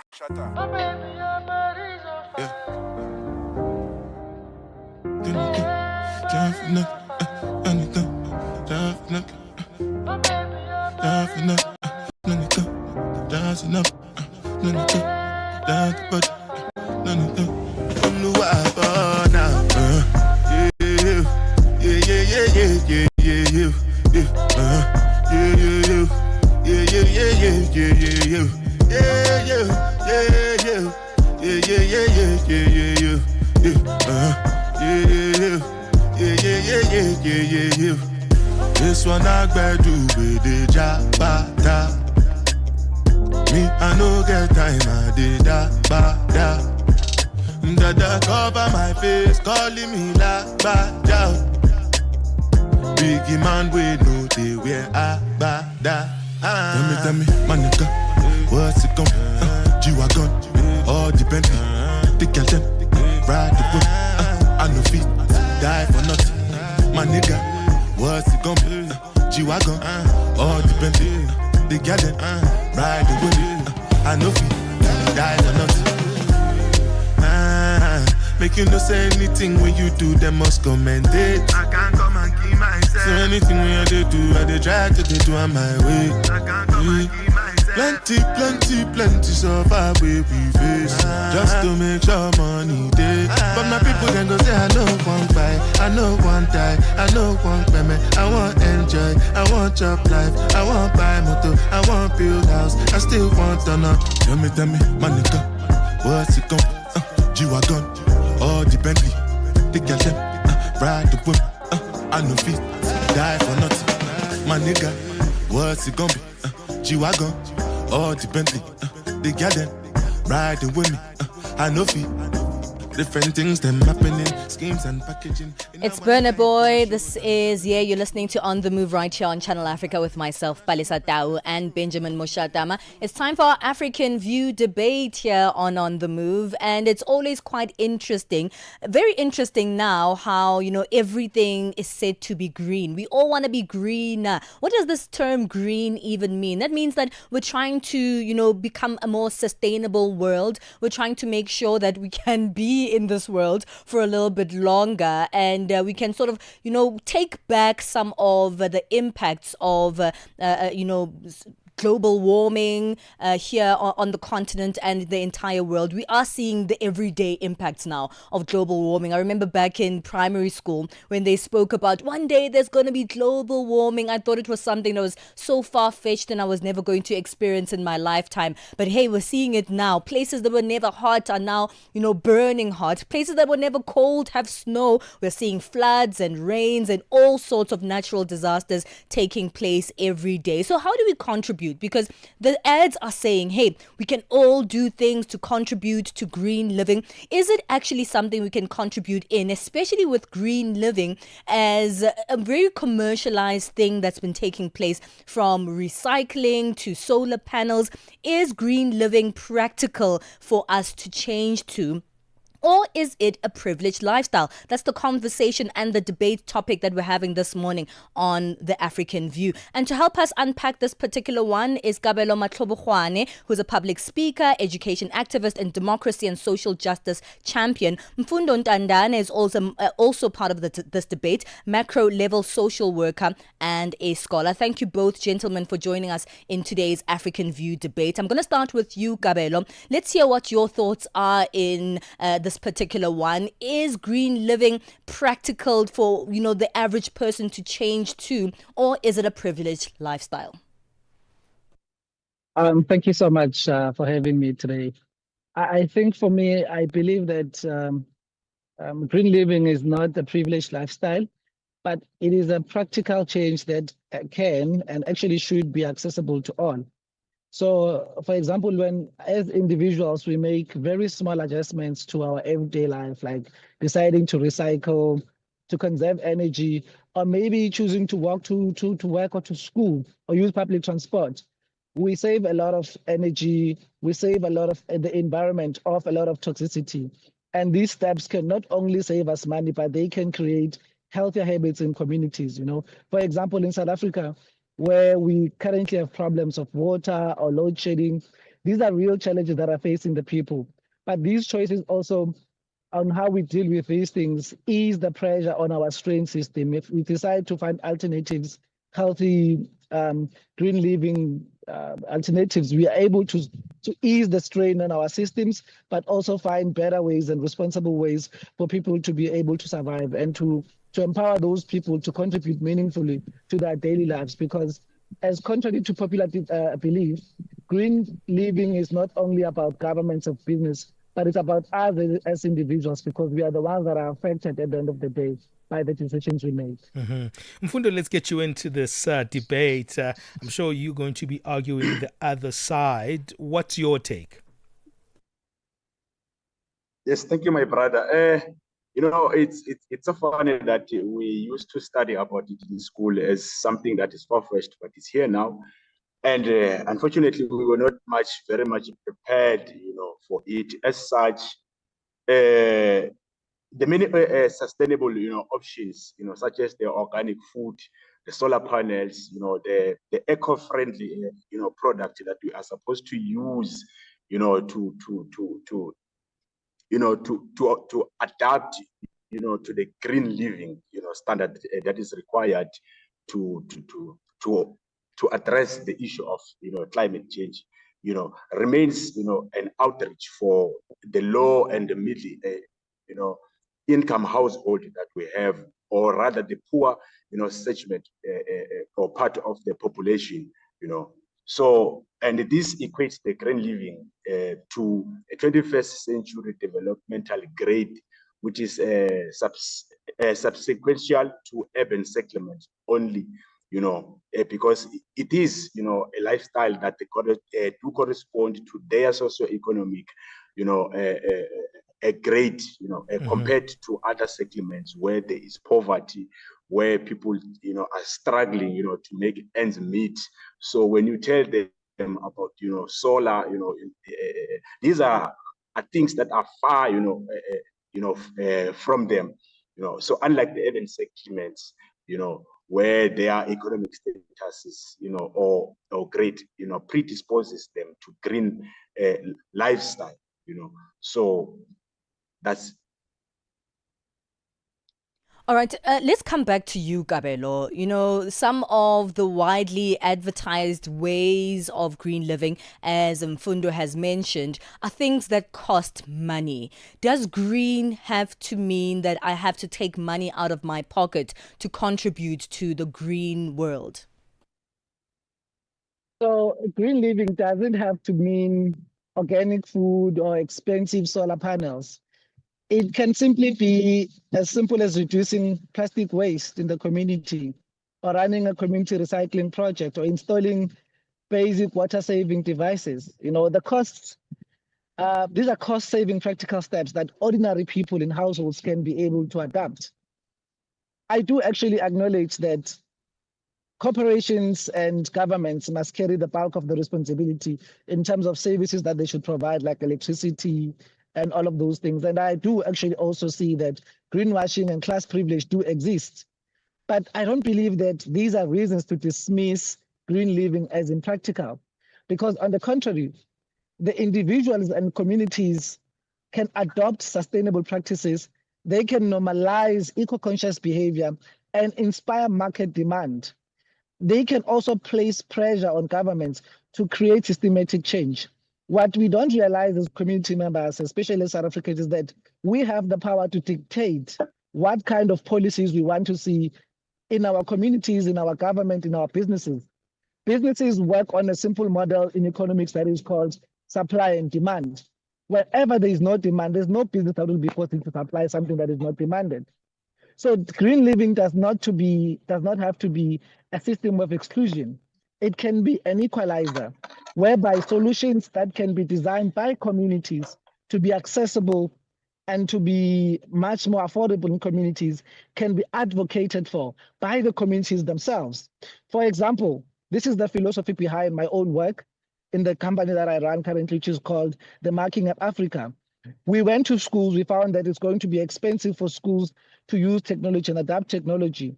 So we built an app that works with currently existing devices and scanners to be able to mark and return test papers.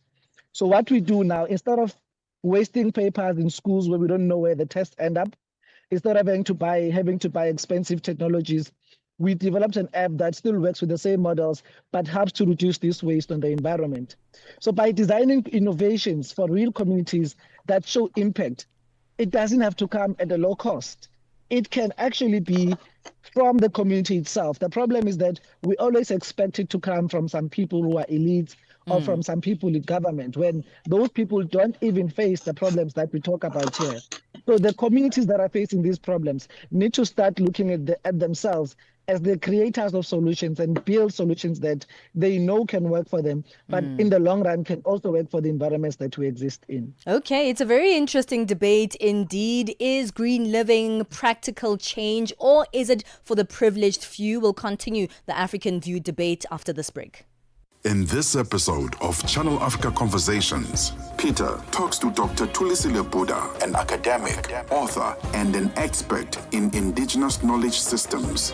Join us for a compelling discussion on preserving African languages and traditions in the digital era.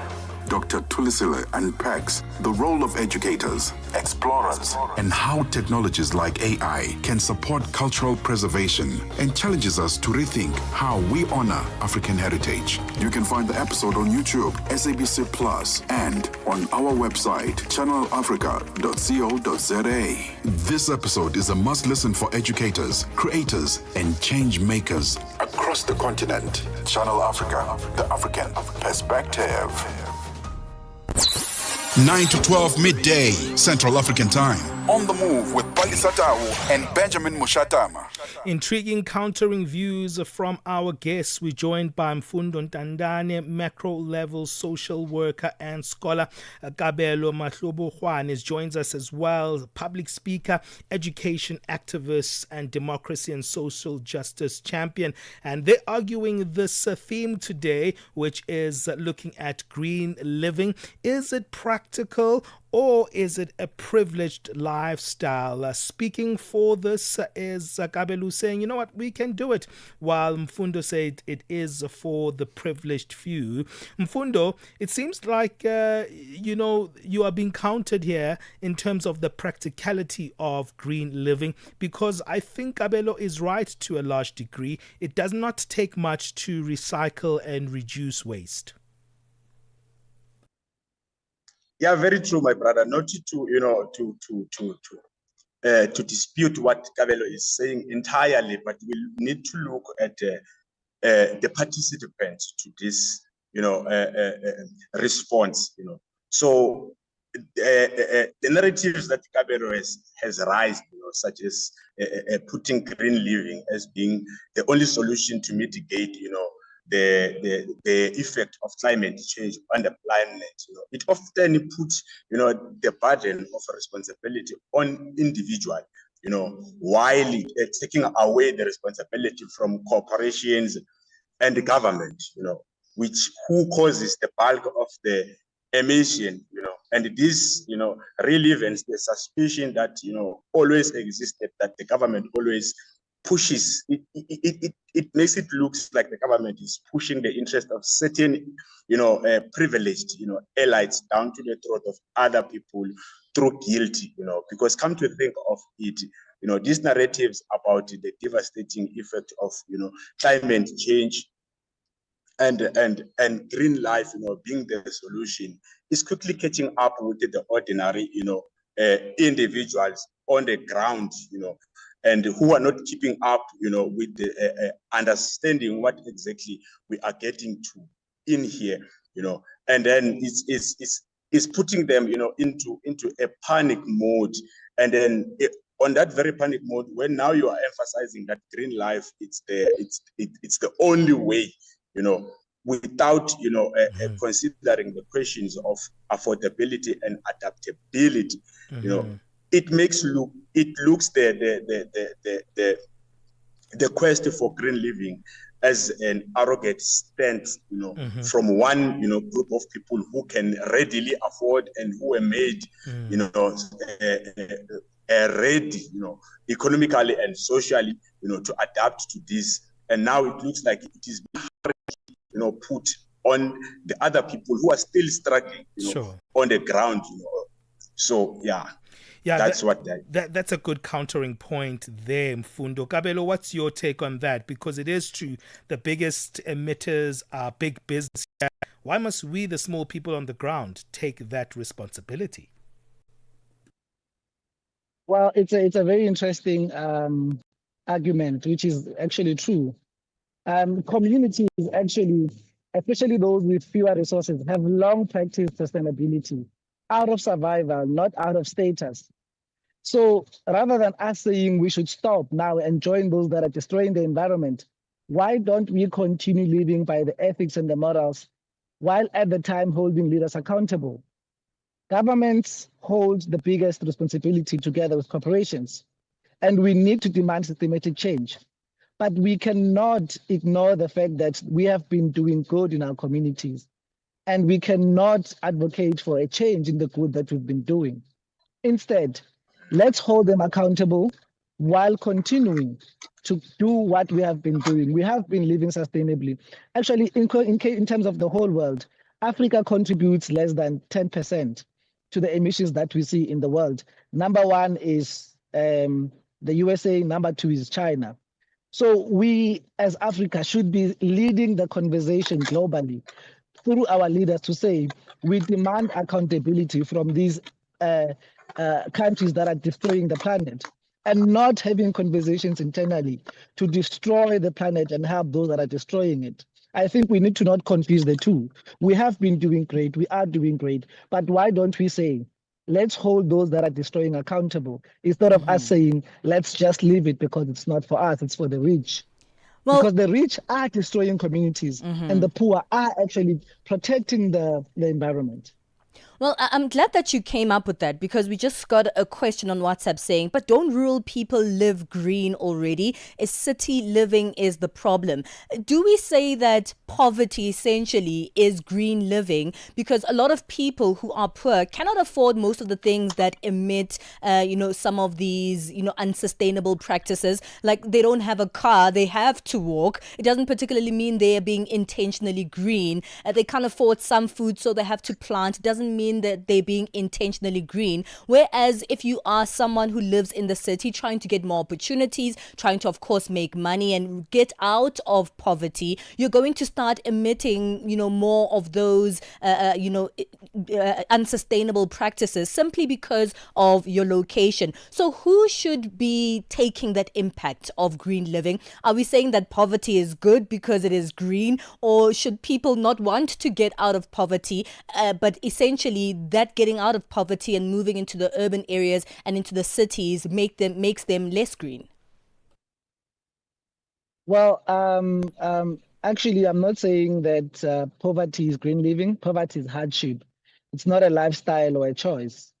But what I'm saying is that communities with fewer resources have often had to adopt practices of reuse, to repair, and to conserve out of survival. Yes. That shows in its own, it's an example that sustainable living can be simple and affordable. It is not necessarily as expensive as we want it to be, but it should never be confused with poverty itself. For example, there's something that was introduced now in the camping lifestyle, which is called glamping. Glamping is when you still are camping, but you introduce a lot of comforts that make people want to do this more.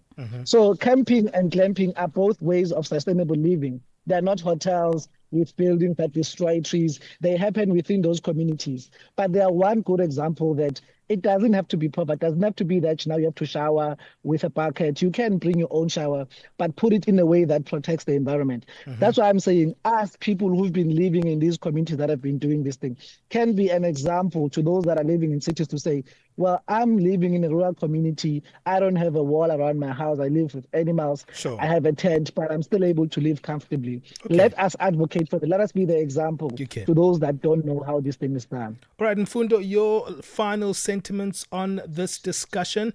Give us your thoughts in 30 seconds. Unfortunately, we have to wrap up. Mfundo, are you there? Not sure if we still have Mfundo there. Then we'll leave it there in our discussion. That was intriguing, wasn't it, Bali? Yeah, absolutely. You know, there are valid points on both sides of this discussion. And it is true that green living is possible, but also, is it something that a lot of people are thinking about consciously, or is it just by, circumstantial that you're being green? Hey, join us on this debate. Become one of the debaters on this one. Which side do you take? Remember, our WhatsApp number is +2763 406 9126. You can text us and voice note us. What do you think about this one? Is living green practical, or is it a privileged lifestyle? Give us your thoughts on this one. Let's move on right now and get our latest sports update. It's 10:30 Central African time. Musibudi Makura is standing by. Sports on Channel Africa. The African perspective. Thank you, Benjamin. Bafana head coach Hugo Bruce is bracing for a high-stakes clash against Nigeria on Tuesday, describing it as a tricky and as well as an emotionally charged encounter. So South Africa go into the FIFA World Cup qualifier confident after sweeping aside Lesotho 3-0 at the Free State Stadium in South Africa's Free State province. This to tighten their grip at the top of Group C. But the Super Eagles remain firmly in the race, having edged Rwanda by 1-0 in Oyo on Saturday night. That result set up a decisive showdown between two of Africa's heavyweights, with both sides aware of the implications for a World Cup qualification hopes.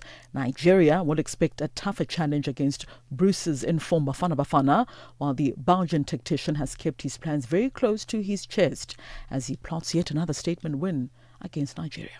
You know that Nigeria is a very good team and a much better team than the team of Lesotho today. So we will have to take other measures and other tactical things than we did in the game of today. And we will see the next days, and we will try to find the right team to beat Nigeria Tuesday.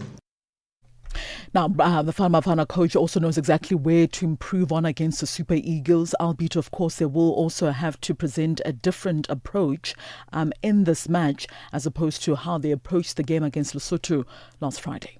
See with the technical staff which team we will select for Tuesday.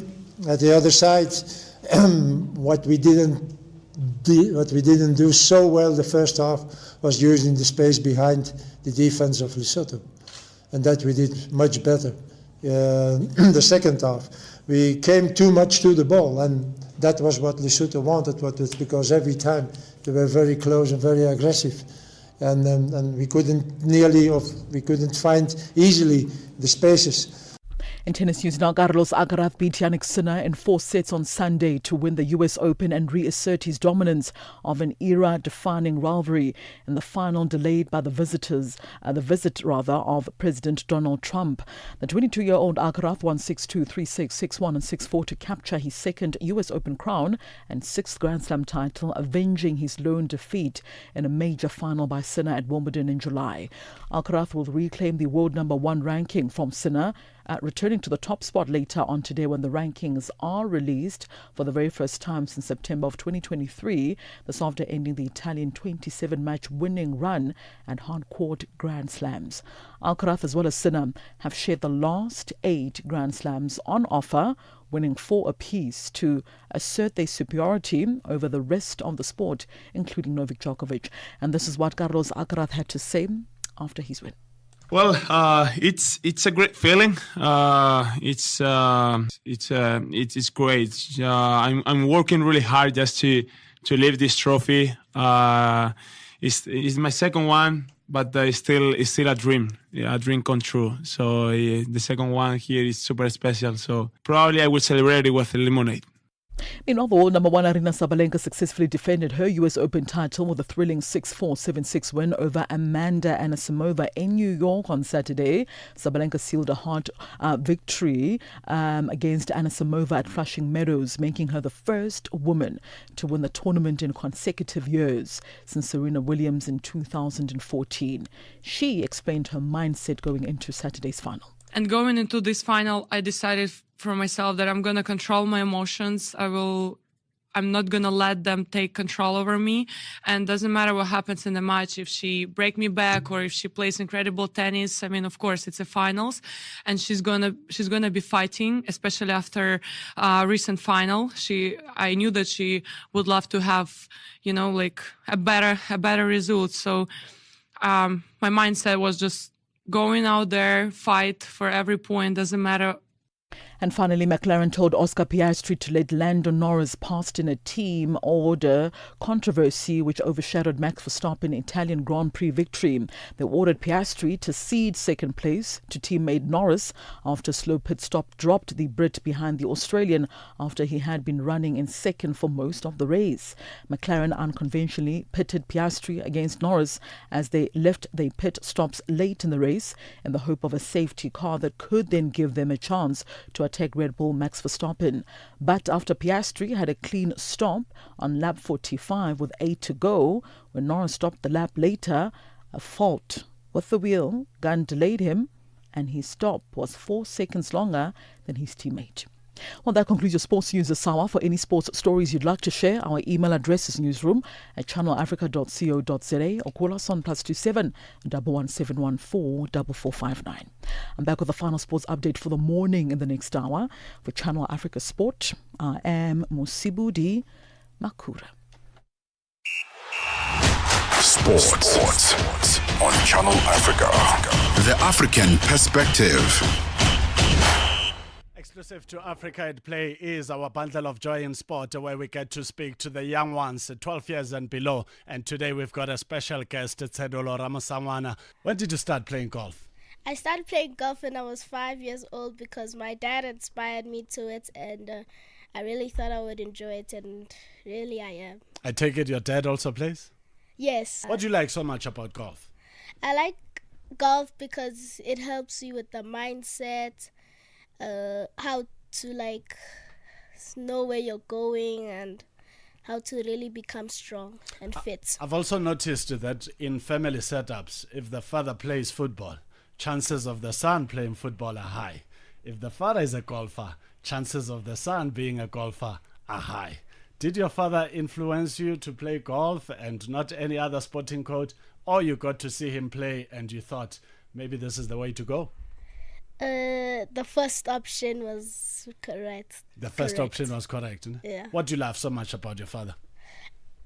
I love him because he's really kind and he's really funny, and and he's good at taking care. 9 to 12 midday Central African Time. On the move with Palesa and Benjamin Moshatama. All right, let's keep things moving with our latest business news.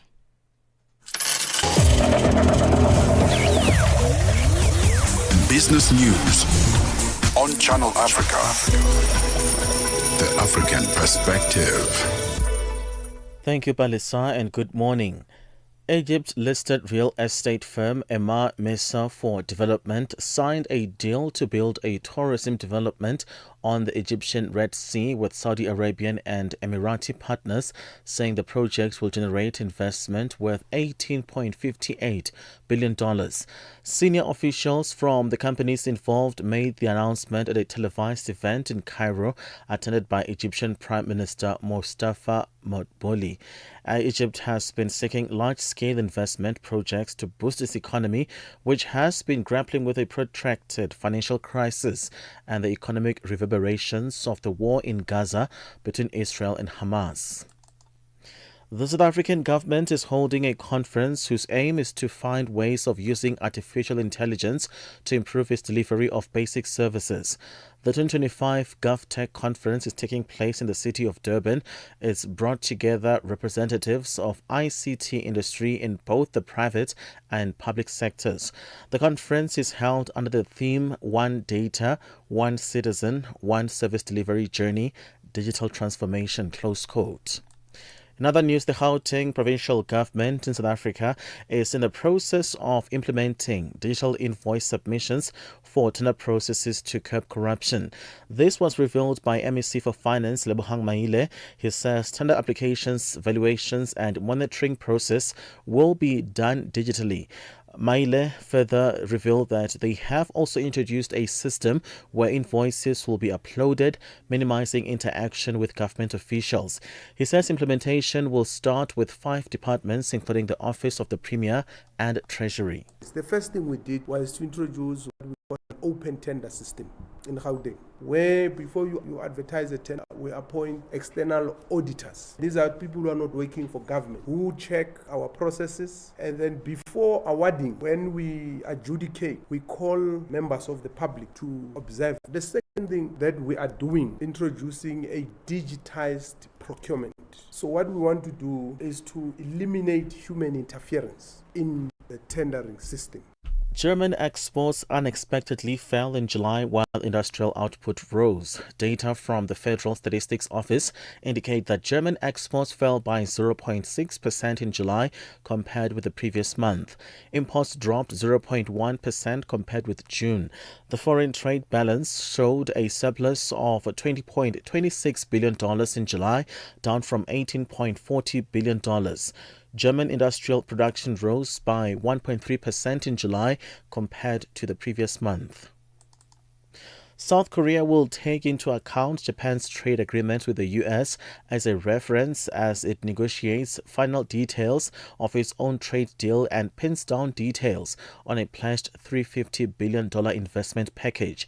Separately, South Korea's foreign minister says Seoul will not accept the same terms agreed in Japan's deal, which also includes a $550 billion package. President Donald Trump signed an executive order implementing Japan's trade deal last week, but South Korea is yet to reach a written agreement on the deal struck in July between its team led by Ko and the U.S. leader. Let's have a look at financial indicators at this hour. $1 in Nigeria is trading at 1,000 naira 527. In Botswana, 13 pula 32. Kenya, the dollar is 128 shilling 49. Zambia, 23 kwacha 88. BRICS countries, $1 in Brazil is at 5 real 41. In Russia, 80 rubles 24. India, 88 rupee 19. China, 71.13. South Africa, 17 rand 57 cents. $1 is 74 pence to the British pound and 85 to the euro. Commodities, gold is at $3,593, platinum at $1,388 per ounce. The price of Brent crude oil, $66.69 a barrel. That is all for now. For any business stories you'd like to share with us, please send us an email to newsroom@channelafrica.co.za, or you can call us on +27 11 714 4459. For Channel Africa Business, I am Chanduko Ligege.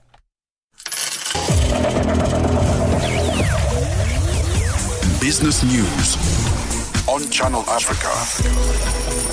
The African perspective. Download the SABC app and take Channel Africa with you everywhere you go. Benjamin Moshatama and Palesa on the move.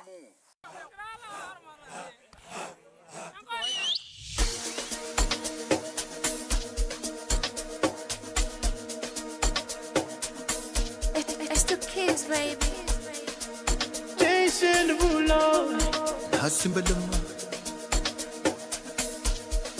Masikhohlwe ngenkinga.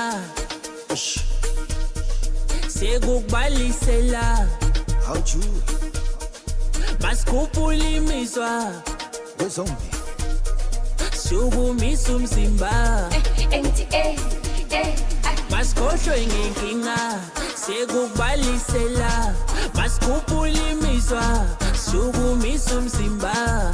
Koma sava, koma savana, aye sava, aye savana. Koma sava, koma sava, koma sava, koma sava, aye sava, aye sava, aye sava, aye sava, aye sava, koma sava.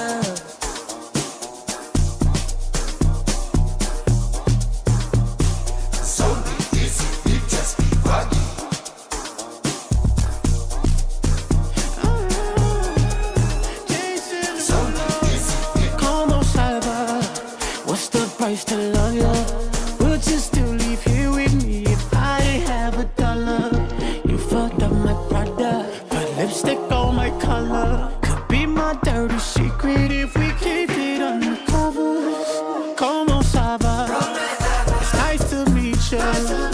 You couldn't wait, so you said fuck me in the club. What made you walk my way? Was it my smile or my diamond rolling? You ain't seen nobody else in the place till you heard me say, Como sava, como sava, como sava, como sava, Aye sava, aye sava, aye sava, aye sava, aye sava, aye sava, como sava.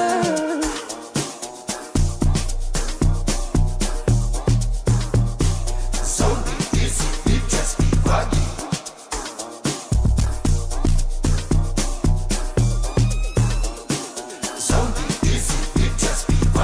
How are you? Unjan? ¿Cómo va? Habari gani? Ni hao. Assalamu alaikum.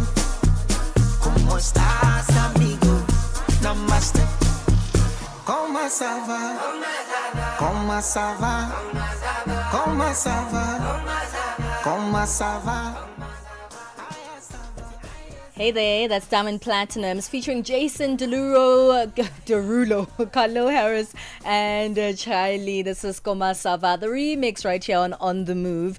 One of the things, I mean, I love summer. I really, really love summer. Sure. I'm not a fan of winter, and I don't get people who don't like winter or who don't like summer. I don't get people who like winter because it's cold, it's uncomfortable, right? But there is one little thing that I do like about summer is that all the household pests are gone. They like leave and they go somewhere in hibernation. You mean winter? In winter, yes. Okay. All the household pests are gone. All the little critters, the flying insects. So usually in winter, one thing that make me happy is that I don't see any flies. I don't see any ants, and you hardly see any mosquitoes either, right? And they are pests. So this weekend, it's starting to get warm. I'm like, yes, I'm so happy it's spring. And then I started seeing the flies buzzing in. I was cooking yesterday. I was like, oh no, you guys are back. The area I live in also has like a lot of ants, and I started seeing the ants moving around again. I'm like, oh no, I didn't miss you guys. I saw a mosquito yesterday. I killed my first mosquito. R.I.P. How dare you? And I'm like, it was gonna bite me either, right? And there's a TikTok of this guy that I love who sort of humanizes or shows like the human aspect of these insects and what you think their personalities are. So if you think about some insects, they're those that we actually don't pay much attention to, like the ants, for example. Nobody goes around just smashing ants. They're like, it's just ants, it's okay. But a fly or a mosquito, you're definitely going to be going after it. Yeah. So imagine if you could go find out what goes on in the minds and the lives of the insects that really traumatize us the most. Let's hear this one. This guy says, this is how a normal insect is when they come into your room versus what a fly does when they enter your room. Let's hear this. Hello, kind sir. Beautiful architecture in here. Pleasure meeting you. Yo, That's can a I fly. help you? Sir, are you okay? What's going on? The fly is just doing its own thing, right? Because Confusion. it comes in and it just takes over your entire room. Doesn't care and it doesn't leave. But one other pest that I think everybody hates. There are a few people that might not hate this one, but if there are, I don't know any of them. The cockroaches. Nobody likes cockroaches. And They're disgusting. one thing about cockroaches is that they will survive anything. Like you will spray, you will, use your powders, you'll use anything, and the cockroaches just don't want to go away. So this same guy says this is what normal animals would do in a nuclear war versus what cockroaches would do. Honey, I'm gonna call you back later. Sushi. What is going on? The animal is dying, right? Okay. Yo, can you guys be quiet down there? That's a little cockroach. sunnier than usual, huh? Yeah, little. Yeah, but where is everyone? A little sunnier than usual is what a cockroach would say in a nuclear bomb. So which one is like your worst one? Cockroaches, definitely. I am not a fan.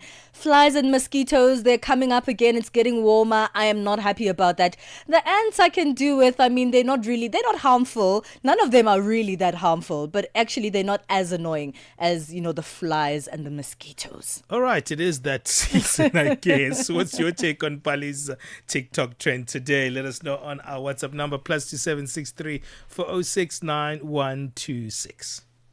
Africa Update on Channel Africa with Lulu Kabu. Mozambique's opposition leader Venancio Mondlane has been charged with incitement to terrorism and disobedience. He faces a total of 5 charges. The charges relate to post-election violence that left hundreds of people dead. What punishment is he looking at? The most severe charges are 2. One is incitement for terrorism, and also is being charged for mobilizing people for terrorism during the protests. These charges are really serious and severe. If he is condemned, is found guilty, he could serve 10 years plus years in jail, meaning that he would be banned from political participation, mainly for the 2028 and 2029 electoral cycle. The director of CDD, the Center for Democracy and Development,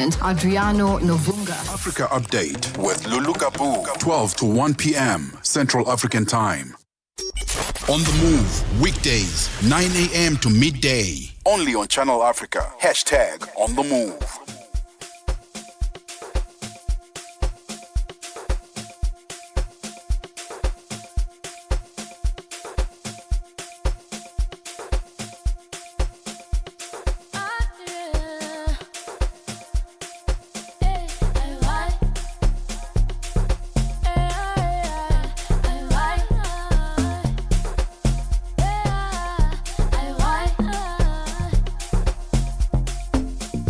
I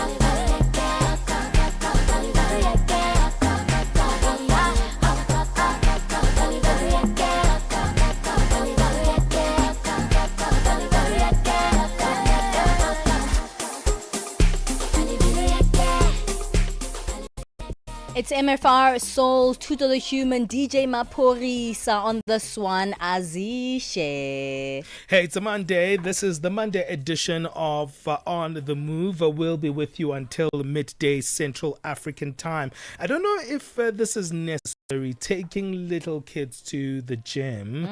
Do you think it's necessary, buddy? Like exercise? Already they exercise enough at school. I mean, always running around and doing their own thing. Look, I don't think that children are as active as children used to be because these days children are on their devices. When they are home, they, also for safety reasons, children don't really play in the street like we used to.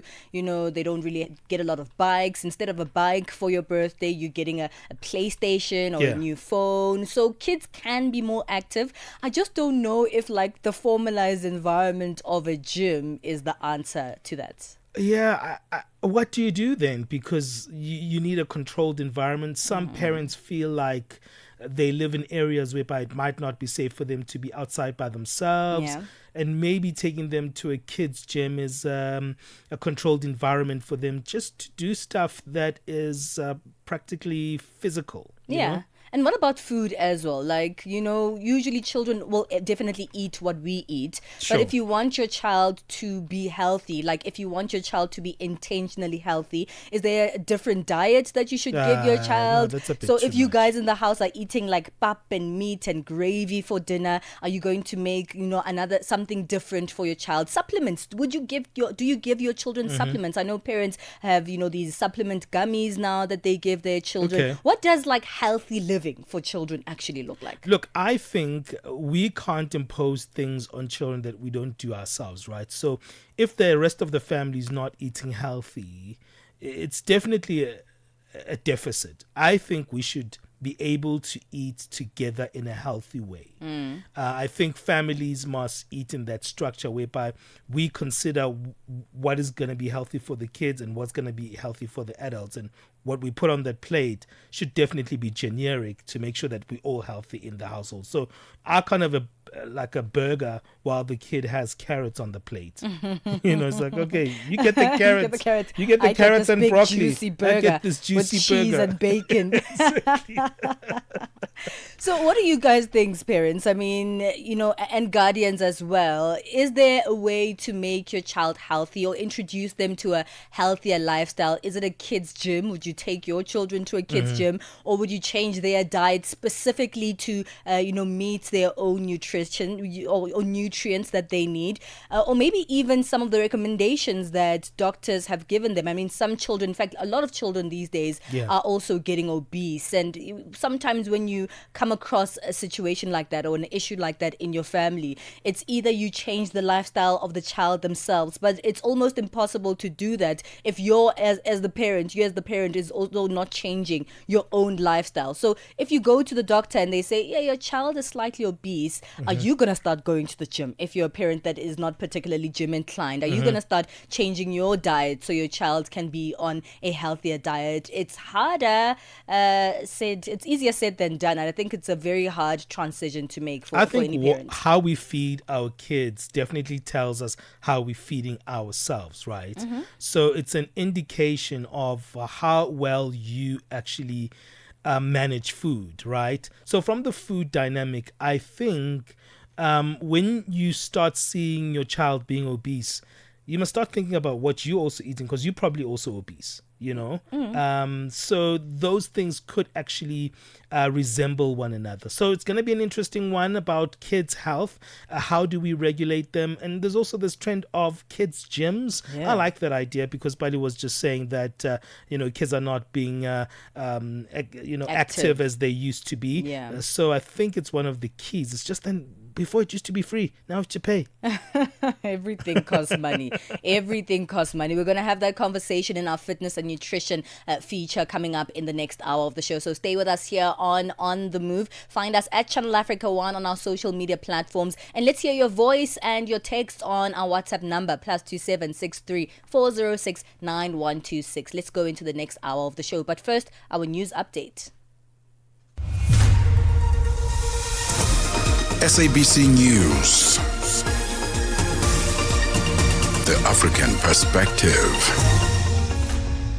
Thank you, Palesa. Looking at your top stories, family of the former Zambian President Edgar Lungu back in the Pretoria High Court, and Hamas receives ideas from the U.S. via mediators on how to reach a ceasefire. Your latest news. Greetings to our listeners.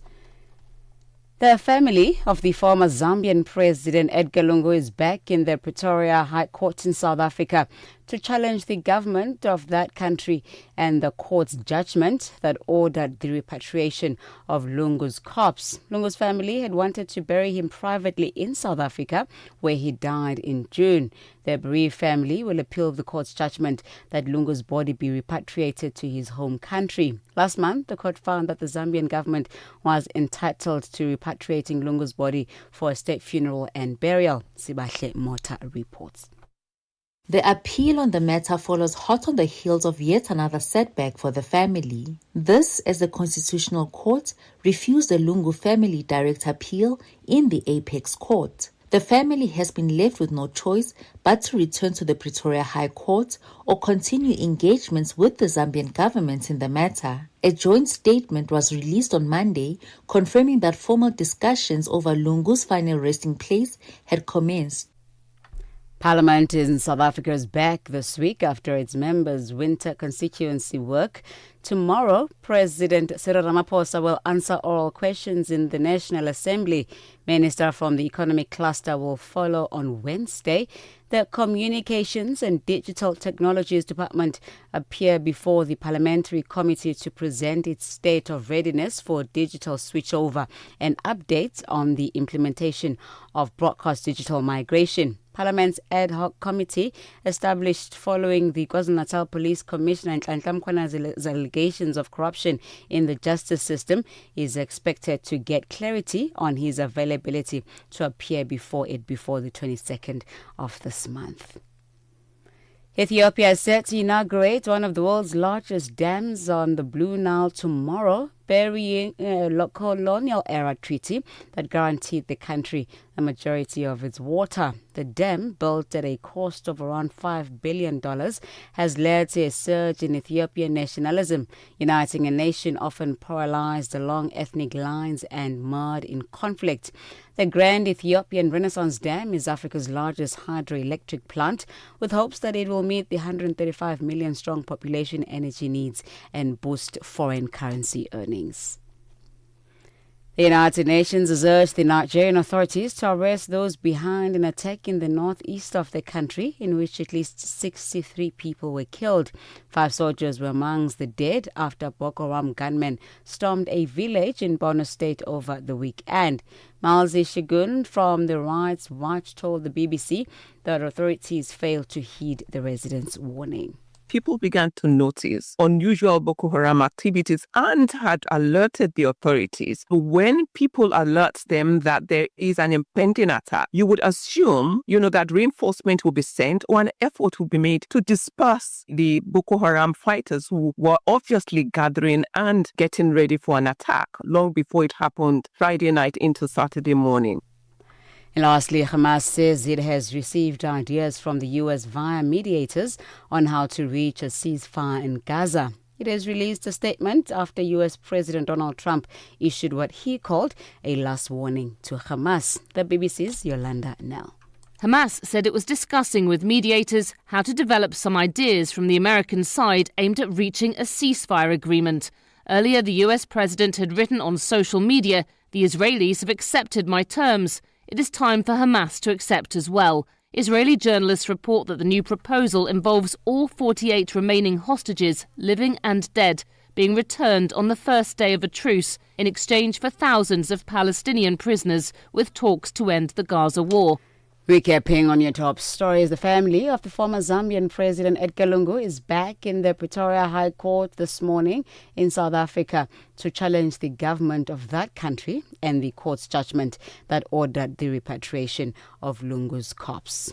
For any news stories you'd like to share with us, please send us an email to newsroom@channelafrica.co.za or call us +27 11 714 4459. Channel Africa News, I'm Oneli Tsinzi. SABC News. The African perspective.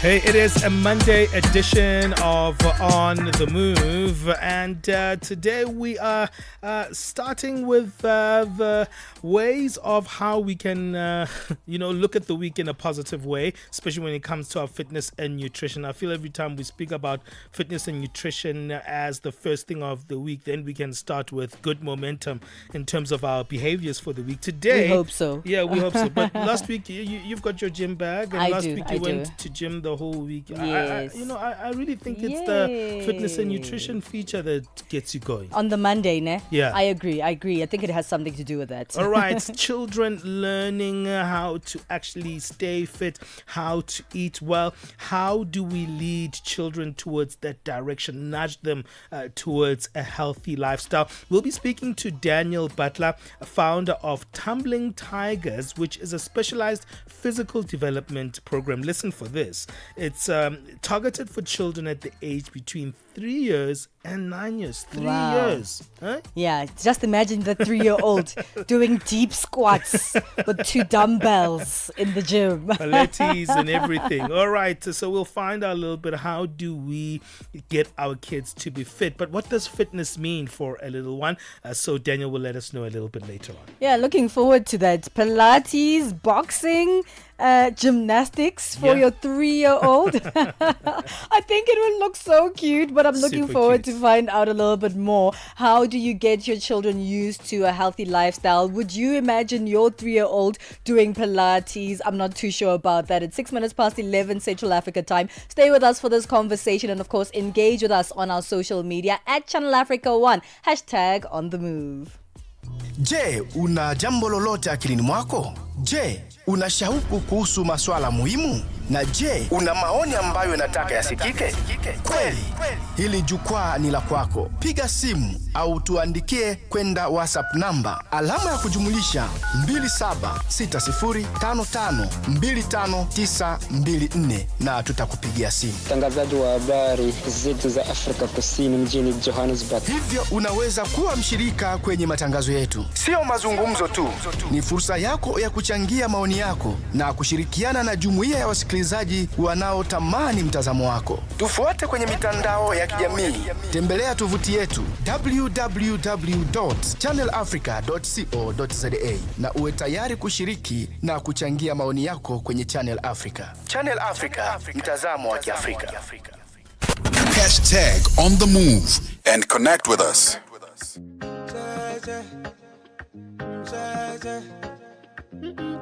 I told you, man.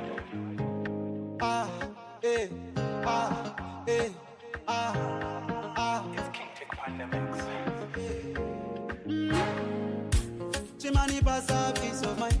She got a man, but he had no mind. The pass a love, baby, don't be stingy. The way ni fun now, can't you see? Baby, baby. Osani si yana silonga we.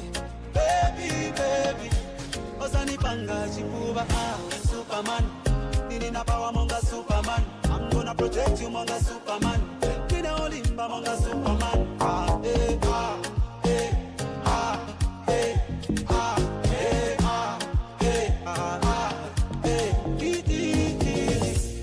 Give you what belongs to Caesar.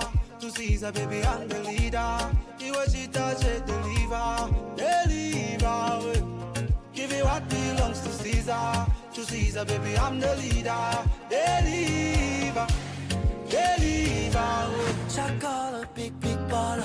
My lady's coming to want more. She love the way I put it down, but even more, she love my aura. Shake like thunder, beat like drummer. This right here is a la summer. Somebody please call emergency. The way the girl is hurting me, yeah. I like her, she a freaker. My wife, she a keeper. No one like her, she a sniper. My type of ghetto diva. I like It's Yo Maps featuring Omarion on this one. Superman is the name of this particular jam. We're about to go into our fitness and nutrition conversation after this. And you have got something in common. The thirst for knowledge. The Midnight Snack, 12 to 3 a.m. Our fitness coach, her name is Yvonne Dimagazo Pasha. How to remain consistent with gyms, Dima, and I'm going to put you on the spot right now. As we are talking, I will send you my picture and I want you to tell me what you think I should work on. Because, you know, when I look at myself, Dima, I think I'm very handsome. I'm so good looking, like, oh my goodness. Like here at Channel Africa where I work, I think I'm one of the most good looking people ever. Like sometimes when I look at myself in the mirror, I never get used to how good I look. I'm just amazing. You're okay with the way you're looking. You spoke of that. And now you want to put me on the spot. Do I need gym? Yeah. I mean, if you can just consider eating healthy, cutting down a few foodstuffs such as junk. The Midnight Snack, every Monday, 12 to 3 a.m. with Chanduko Ligege, Benjamin Moshatama, and Palesa on the move. Hey, it's time for us to talk fitness and nutrition. It is a Monday, so we want to start the week on a strong note. Children learn from the influences around them. We know that part of growing up is creating the habits that will flow from parents to their children. And throughout their lives, that influence actually shapes them as they mature. But how do you instill a healthy lifestyle in your child? To help us on this one is Daniel Butler, who's the founder of Tumbling Tigers, a specialized physical development program for children between the ages of 3 to 9 years. Daniel, welcome on the show. Thank you very much. 3 to 9 years. I wonder how you deal with the 3-year-olds, Daniel. Those are actually the best group. They haven't become terribly cheeky yet, so they are still full of wonder. I love that. Let's talk a little bit about what you do. How did you start this program? What did you notice? Okay, so my wife and I founded the program in 2011. We worked with special needs children through a center called CARD, Center for Autism and Related Disorders.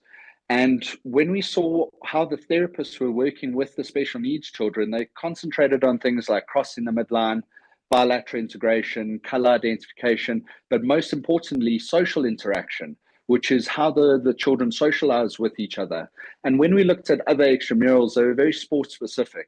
There was soccer, there was ballet, but that's not exactly what your junior age group needs. They need a wide range and a variety of movements to get them interested in exercise before they get to grade 1, grade 2, grade 3, and then the sports coaches can take over. But ultimately, lighting that fire inside the children is the important thing. Making things fun and interesting and challenging is how you're going to get through to them, because they don't particularly care about playing for a sports team right now. But if something is fun, they're going to want to do more of it. And then we developed our program around that. Daniel, one would say that, young children should be active anyway. Like, the 3-year-olds are walking, they should be running about, and children of all ages should be able to exercise through play. Why do you think it's important to remove them from the natural environment and go into, a place like Tumbling Tigers? So the natural environment is number one. And the point of Tumbling Tigers, our lessons are 30 minutes once a week. Imagine if you went to gym for 30 minutes once a week. You're not going to see amazing results. No. But what we try and do is make the exercises fun and interactive. So when they leave Tumbling Tigers and they see a child kicking a ball, they want to go join them. If they see a child climbing a jungle gym, they want to go join them. And that's actually where the development happens. But it's to get the children to want to go and do the different activities, to want to participate and get out of their comfort zone. And that's where that development's going to come in. So yeah, that's basically Tumbling Tigers. Our job is to, again, light that fire inside the children. We are not going to make the total difference with the child. But having a gross motor schedule is what we always recommend to parents. So if it's walking the dogs or a walk in the park or swimming is absolute king in everything. But getting them to have a variety of activities and a frequency, because you don't want to find just one activity and try and hammer it as hard as you can, because your child will lose interest. So rather having a variety of activities that they enjoy and they want to keep going back, because that's where the value is, keep going back. They can't do it for 2 months and then stop like most people going to gym. If you can instill that love for movement and activity in them, that's going to last them a lifetime. I mean, I'm thinking of a 3-year-old. What kind of movements would I want them to do frequently, right? What kind of exercises or even kind of activities to get up to, depending also on their ability? How do you suss it out? So you follow their interest. You have to do stuff that the children are interested in. So with your 3-year-olds, making sure that you're giving them a lot of positive reinforcement. You're clapping for them, you're cheering for them, you're saying, yay, well done, you did that so well. Love that. That's how you're going to get them to do. But swimming is ultimate. If you can get your child swimming twice a week, that's absolutely brilliant. Climbing is a very important skill that they need to learn. Ball skills, moving the ball around, because there's a lot of proprioception in that. There's a lot of fine motor skills in that, coordination. So between your core strength, your coordination, and your actual fitness level, if you can have variety in those 3 aspects, you would pretty much cover what needs to be done. So once your child learns to ride a bike, you will see a massive leap in development, just because riding a bike is really fun and it's also quite tough. So once they learn how to ride a bike, you'll see an increase in their development. So I would recommend swimming as number 1, getting them outdoors, and especially with their shoes off. If you can get them outside and their shoes off, get them feeling the grass, moving their toes, and different environments. Like I always say, raising children, I've got 2 children of my own, it's a lot like camping. If you as a parent are prepared and you've prepared activities and you've brought the extra snacks and the change of clothes and you've planned what you're going to do, you're going to have a good time. But just like camping, if you're going to wing it, there's a very good chance that you're going to have a bad time. So my advice to parents is try and plan your activities, and try and also with parents, try and do activities that you as parents also enjoy, because then you're more likely to do them often. Some parents, they've never run in their life, but all of a sudden they want to take their child on a walk or a run. The parent doesn't end up enjoying it, so they're not going to be doing more of that on a regular basis. So if you enjoy building puzzles, if you enjoy gardening, if you enjoy any activity, get your children involved, and you're more likely to do more of that. Because too many parents think that they have to go from, oh, my child needs to be fit. We've got to put them in exercise, and there's squats and there's hard work and sweating. The parents don't enjoy that. So why would the child enjoy that? Yeah. I actually had that image in my mind, Daniel, when I was talking about the 3-year-olds, a little 3-year-old doing squats with dumbbells in each hand. It's definitely something that I imagined, but I'm sure it's something that's actually a little bit more fun than that. Things have changed a lot. Lifestyle has changed for many of us, especially in urban areas. And these days, for parents, instead of a child wanting a new bike for their birthday, they might want a new console. They might want a new phone. So kids aren't as active as they used to be. What are some of the repercussions for that in terms of, our children's lifestyle? Enormous repercussions. So looking at the space of properties these days, much smaller space. The spaces are limited. Security is always a major issue. And as well as TVs, iPads, entertainment that is so enticing and spoon-fed to your child, it's difficult to encourage them to do something like a walk, or let's go look under rocks and see what bugs we can find. It's difficult to do that. So we've seen a massive increase in occupational therapy, physiotherapy for the children. We've seen a huge decline in the want. The children don't want to go and do the crazy things, and the parents as well, glued to their phones constantly. Yeah. I'm guilty of it. We're all guilty of it. So it's just trying to improve those things slightly. So, for instance, we have brought in little Pilates balls, Oh, nice. and we are selling it to all of our parents. So if you can't get your child away from the screen, but if they're sitting on a Pilates ball, they're all of a sudden destabilizing their core. They're getting a Sure. bit of a sensory input. So they're going to be watching the TV, but now at least they can destabilize their core a little bit, which is a good thing. Yeah, And then also on the Sure. technology, parents should not have their child in front of YouTube, especially if the child is controlling the YouTube, Yeah. because they get bored of one thing in 30 seconds and they get to change it. And they Mhm. get bored and they change it. And that's what they start to do in life. Yeah. If something doesn't grab them fully, they just want to change it. Okay, Daniel, we need to go on a break. We'll continue this one. It's fascinating. I didn't know that it comes to a point where it's as young as 3-year-olds that we have to get that child's body moving. But also, I'm thinking about the transmission between the parent's behavior to the child. Seems like that's something that you've touched upon. How does our behavior as parents actually influence our little ones? And, you can't, like earlier on I was saying, you can't put a carrot on your child's plate while you're having a big burger with a whole lot of cheese and bacon, right? I'm sure they're going to be like, this is unfair. But we'll talk a little bit more about how to get our children's leaning into a healthy lifestyle. We are on Open Views Audio Bouquet.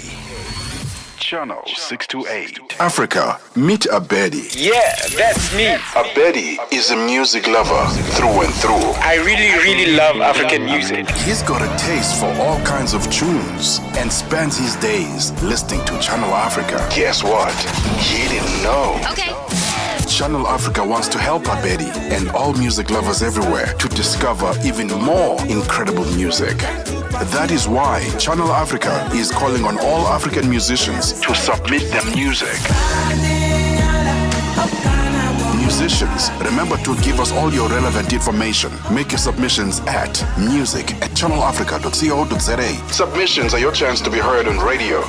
But sadly, they do not guarantee that you will be playlisted. All submissions will be carefully reviewed to see if they meet our station's requirement. Channel Africa, the African perspective. Palesa and Benjamin, fuel your day with fresh African perspective on Channel Africa. How do we lead our children towards a healthy lifestyle? It's more important these days than it was in the past because, our lifestyles in general as people were a lot healthier in the past. These days, the food that we eat is ultra processed and the workouts that we do are taking our phones from our eyes to our ears when we get a phone call, and that's about it. And our children are watching and they're adjusting to the exact same lifestyle that we live today. But we're speaking to Daniel Butler, founder of the Tumbling Tigers, a specialized physical development program for children aged 3 to 9 years old, and we're helping understand how we can get our kids to be healthier. Well, we're getting our kids to move. Obviously, as you mentioned, these are the things that parents can do to try and get their kids to move, but movement without proper or sufficient nutrition can also be a little bit troubling. So, you take your child to Tumbling Tigers and then on your way home, you pass by that burger joint because they're happy and they're tired. It doesn't really sound like, it's functional to do that. So how can we incorporate our children's nutrition to us trying to make them move a little bit more and keep fit and healthy? Excellent. So my advice is to improve, not to perfect. Okay. So many years ago, I was a personal trainer, and you had people that wanted to go from hamburgers and chips to 5K runs and salads, and it's just not sustainable. So instead, if you're going to have the burger and chips, maybe just remove the chips. You've already improved by 20 to 30%. And it's the same thing with parents. We've all got busy lifestyles. We've all got businesses or jobs. We've all got relationships. Sometimes doing the perfect thing becomes quite difficult. So to try and do as best as you can, not to try and perfect it, because you're going to make your children unhappy and you're going to make yourself unhappy. So my advice when it comes to nutrition is to try and involve your children in the preparation of the food.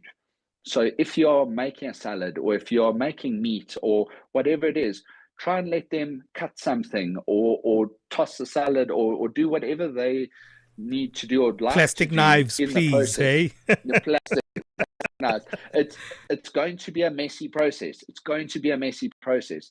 But a child who helps you prepare the food is more likely to eat it because they've been involved. If it's chopping the strawberries or dishing up the blueberries or things like that, and you can get all these fruits that are so colorful and tasty, and the children get to touch and feel them. You can put certain foods in the deep freeze, and they come out and it's a different texture, it's a different temperature. Sure. So the children are experiencing a whole science experiment in the kitchen, and they want to do it. They really do want to do it. And most parents, they'll sit the children in front of the iPad or in front of the TV while they go and prepare dinner.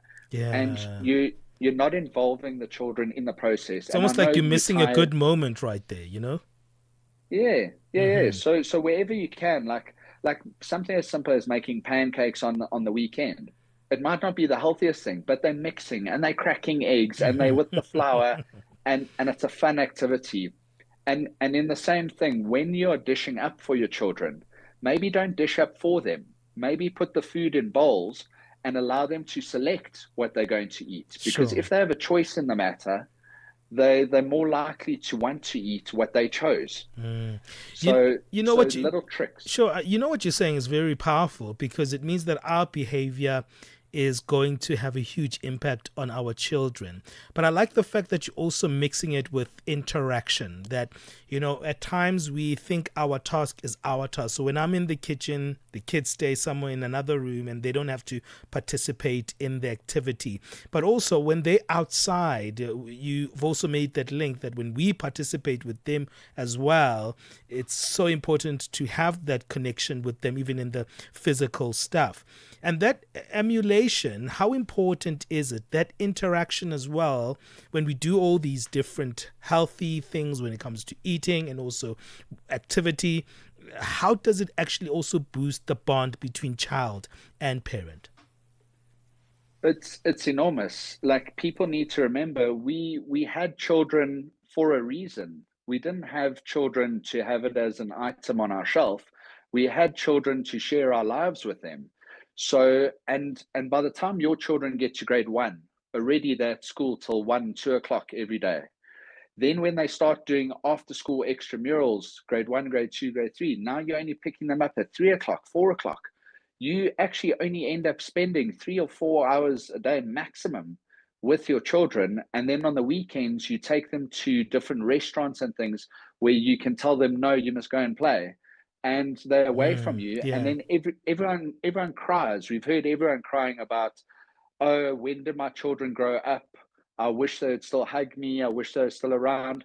We had children for a reason. So interact with them as much as possible because they're going to give you the best laughs. They're going to ask the most curious questions. We didn't have children to sideline them. We had children to involve them. So, and I know it's something to say from like a high horse, but if you can spend time with your children, and that's why I say do things with them that you also enjoy. Because if you also enjoy that activity, it's not going to be a mission for you to go and interact with them. If it's something cool that you also enjoy, whether it's PlayStation, whether it's playing in the garden, whether it's going for walks, if it's anything where you are with your child and you guys are on a team together, that's a healthy relationship.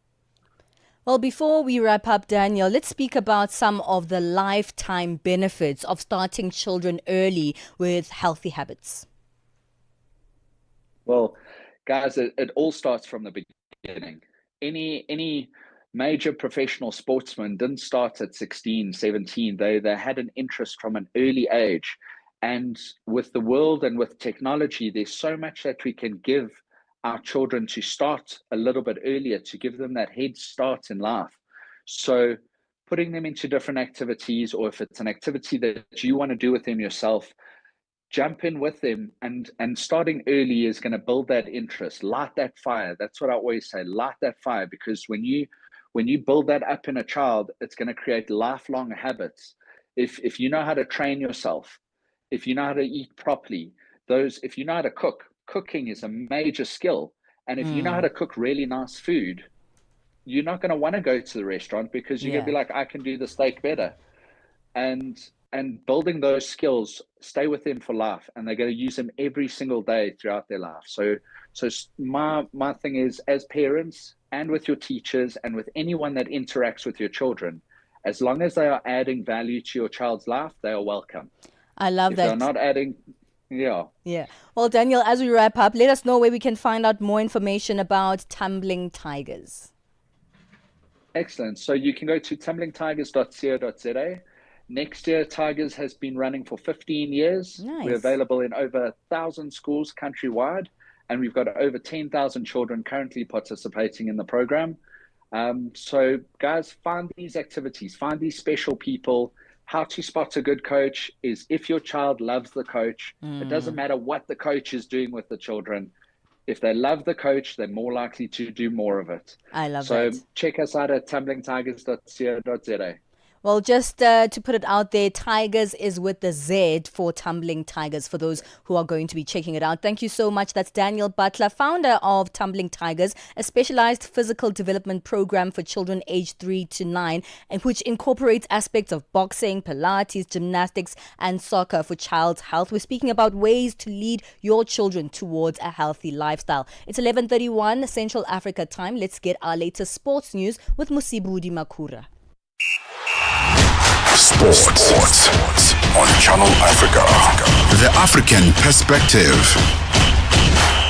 Thank you so much, Palesa. So Morocco became the first African team to qualify for the FIFA World Cup 2026, as across the continent, match day 7 of the qualifiers had been completed in most groups, leaving 3 fixtures still to be played over the weekend. So the Atlas Lions sealed a ruthless 5-0 victory over Niger, while Tanzania's draw away to Congo in the match day 6 of the African qualifiers also gave them a chance of qualifying. But of course, this would mean that they will have to go to a play-off in order to qualify as another African team for next year's World Cup. That's, of course, Tanzania. So the result for the Moroccans clinched a top spot in Group E with 2 matches to spare in the group following the withdrawal of Eritrea from the group, confirming a 3rd successive World Cup for the Atlas Lions and their 7th appearance overall at a FIFA World Cup. In rugby news now, the Springbok women's side are not proud of their big defeat against France in their final Pool D match of the 2025 Women's Rugby World Cup, but there are many positives out of their performance in Northampton on Sunday. That is the view of the South African coach Swayze to Brain after his side suffered a disappointing 57-10 defeat to the French at Franklin's Gardens, and in the process lined up a quarter-final against the defending champions New Zealand in Exeter this coming Saturday. Look, what went well is that we fought right to the end. Let's be positive. Another positive is we did rest about 9 of our players for the quarterfinals, and we gave exposure to a lot of young new girls, and who learned a lot. So from that point of view, very happy. Obviously, you know, France is a bloody strong team. They've got a set play. We scrum well, and until we met them, and they taught us a lesson up front. On to tennis news now. The world number 1 Aryna Sabalenka successfully defended her US Open title with a thrilling 6-4, 7-6 win over Amanda Anisimova in New York over the weekend. Sabalenka sealed a hard-fought victory against Anisimova at Flushing Meadows, making her the first woman to win the tournament in consecutive years since Serena Williams in 2014. She explained her mindset and how that changed her game going into that final. And going into this final, I decided for myself that I'm going to control my emotions. I'm not going to let them take control over me.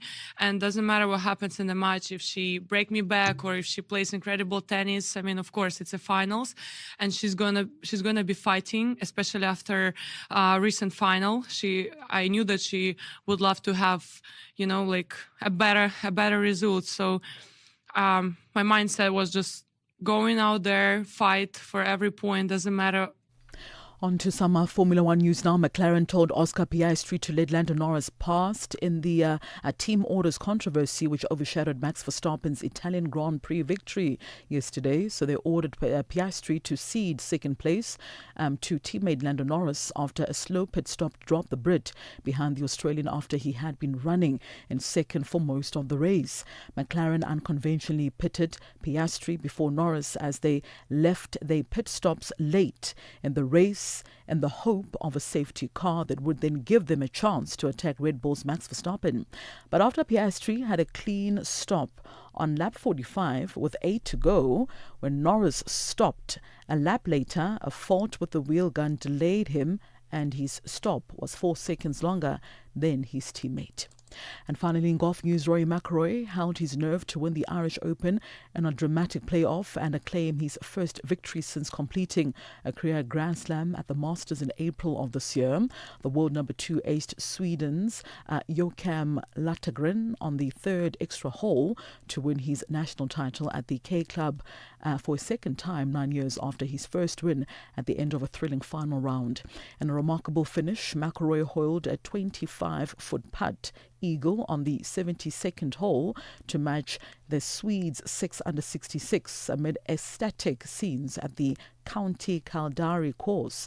Now, both players birdied the first 2 holes of the playoff, but McIlroy secured the title after the Swede found water on the 3rd hole, giving the Northern Irishman his 4th win of the year, just about 3 weeks before the start of the Ryder Cup. Well, that concludes your sports news this morning on Channel Africa. The time has just gone 11:36 a.m. Central African Time. For any sports stories you'd like to share with us, our email address is newsroom@channelafrica.co.za or call us on +27 11714 4459.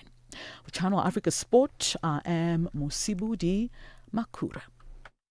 We are on Open Views Audio Bouquet. Channel 628. Ukatili wa kijinsia unaharibu maisha na kutenga jamii. Hutokea nyumbani, shuleni, kazini na mara nyingi kwa ukimya. Lakini hauwezi kuendelea. Ukiona, ongea. Ikiwa unaumia, funguka, kwa sababu kutofanya lolote sio chaguo. Sikiliza vituo vyote 19 vya redio kuanzia Jumatano ya tarehe 23 Julai kwenye mijadala, ushauri, tamthilia, maonyesho ya elimu na mahojiano na wataalamu, manusura, watunga sheria na nchi nzima iliyoathirika na ukatili wa kijinsia kwenye vituo vyako pendwa vya redio. Piga simu 0800 428 428 ili kuripoti unyanyasaji au kupata msaada. GBV ikomeshwe na wewe.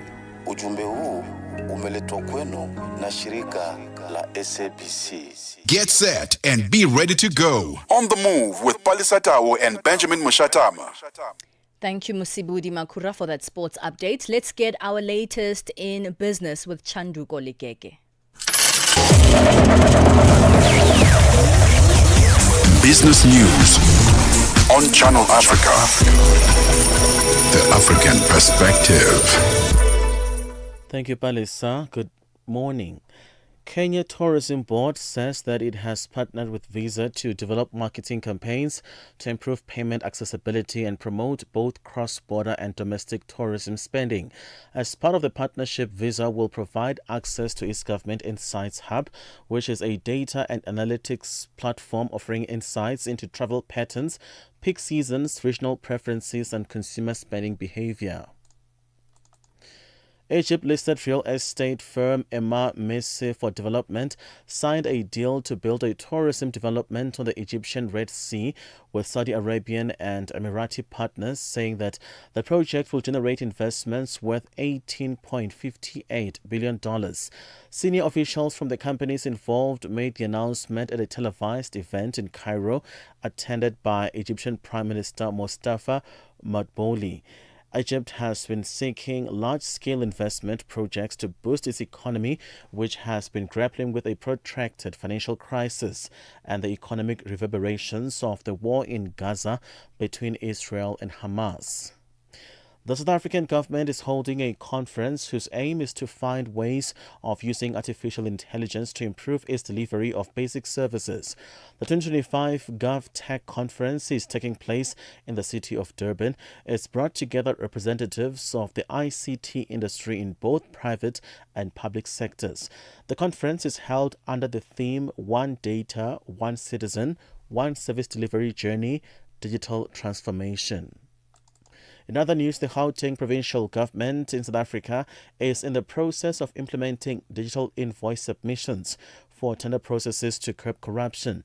This was revealed by MEC for Finance, Lebogang Maile. He says applications, valuations and monitoring processes will be done digitally. Maile further revealed that they have also introduced a system where invoices will be uploaded, minimizing interaction with government officials.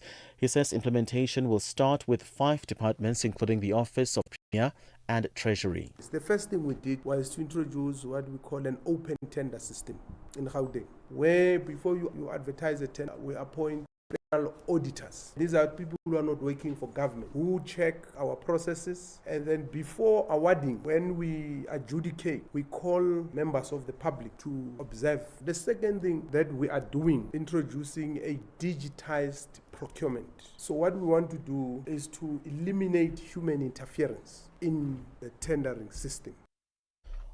Major automakers will showcase their latest models at Munich's car show today as Europe's automotive sector faces crisis ranging from US tariff hikes to costly electrification and the expansion of Chinese automakers on their home turf.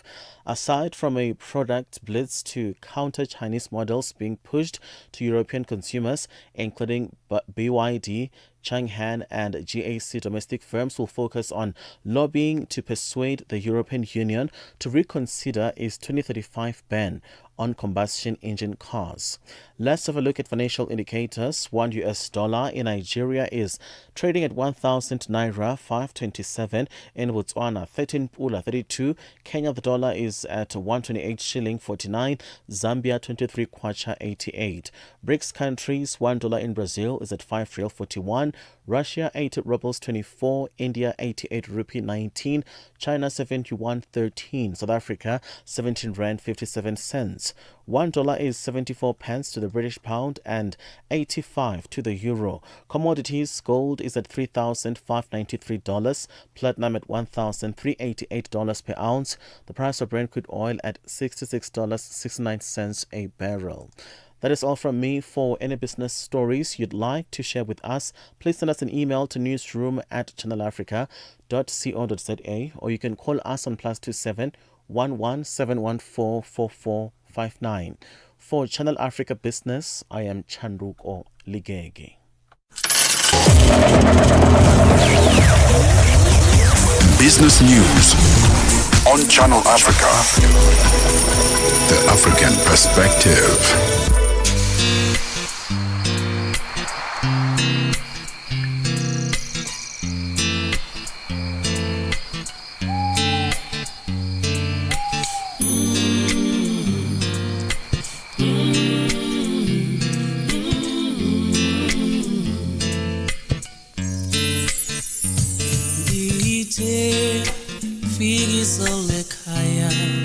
Gatola manza weko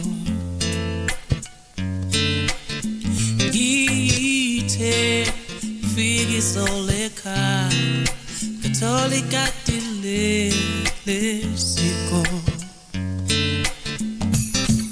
Sis baba sis Sapela indlala Baba sis, sapela isomiso. Kitelu sis, baba sis, sapela indlala.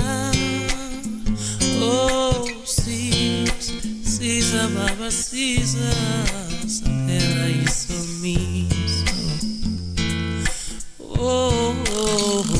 Gite figi solekaya katola manza weko no ite fizole kaya katoli katile sigo oh mama ite fizole kaya katola manza we no luto ite fizole kaya katoli katile sigo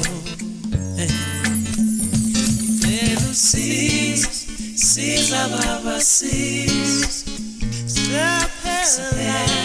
Sapela indala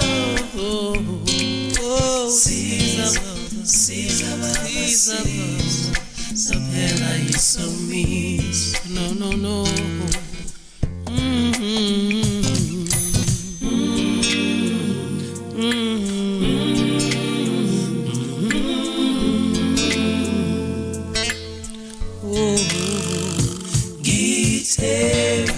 Fizole kaya katola manza weko no luto no ite fizole kaya katoli katile sigo siza baba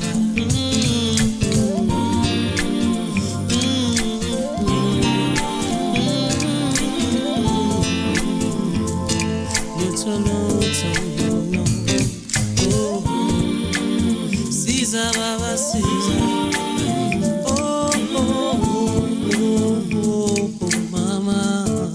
Siza mama Siza baba nalikatile sigo oh baba Call us on +27 63 406 9126. I can see my whole world changing And contribute to the conversation.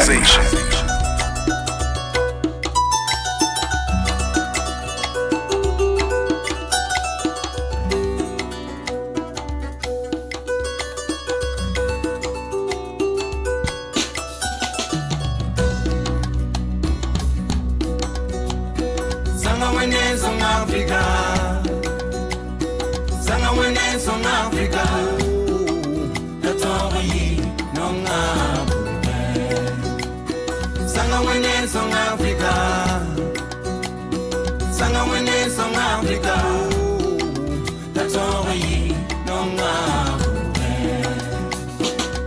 Beuna kavinga tukama kakutavye Winninga nika tikuma kakubamye Lebga sintobo unizamba na mafogo La wela batabwa nizambu Afrika Beuna kaviga tukama kakutavye Winninga nika tikuma kakubamye Lebga sintobo unizamba na mafogo La wela batabwa nizambu Afrika Sanga wene song Africa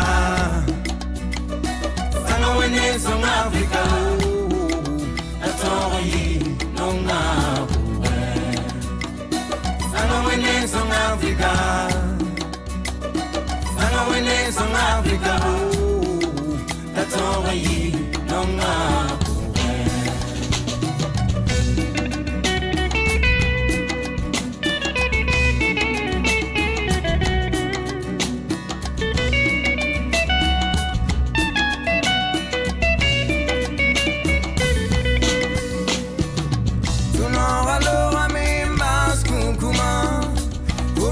Kama zita mimba Nonga pa mapanga Nonga pa mapango Wila katabwa nizambu Afrika Tunonga lora mimba Skunkuma Uminga kama zita mimba Nonga pa mapanga Nonga pa mapango La wila katabwa nizambu Afrika Ni manra mbe Afrika Tika makuta we Afrika wo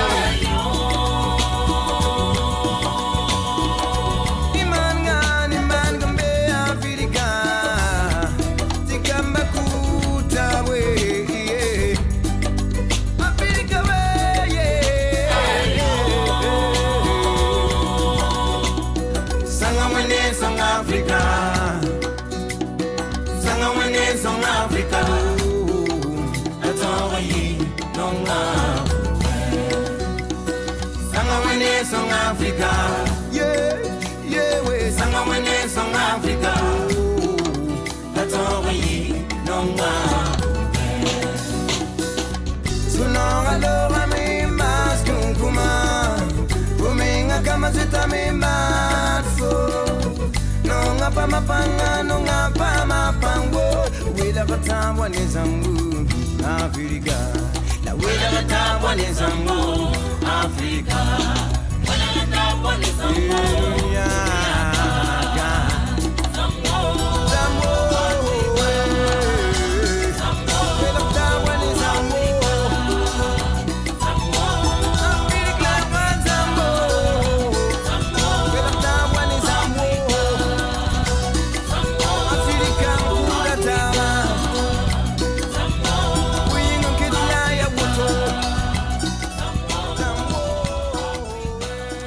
Hey, that one is by Anil Naba celebrating Africa. And then before that one, you heard Joe Nina with one titled Amanzi Aweko. Let's take a little break. We'll be back. Stay with us right here on Channel Africa.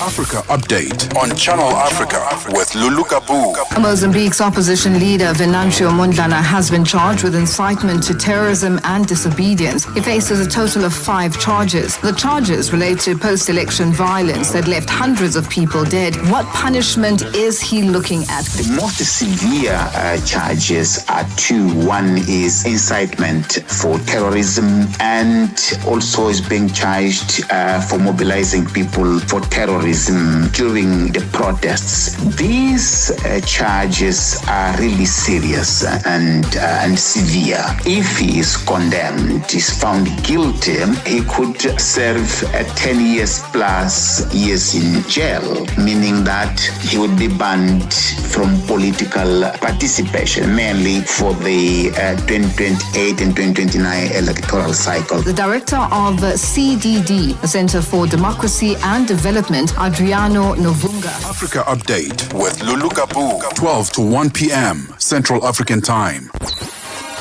Step into the heart of the day on the move with Palesa and Benjamin.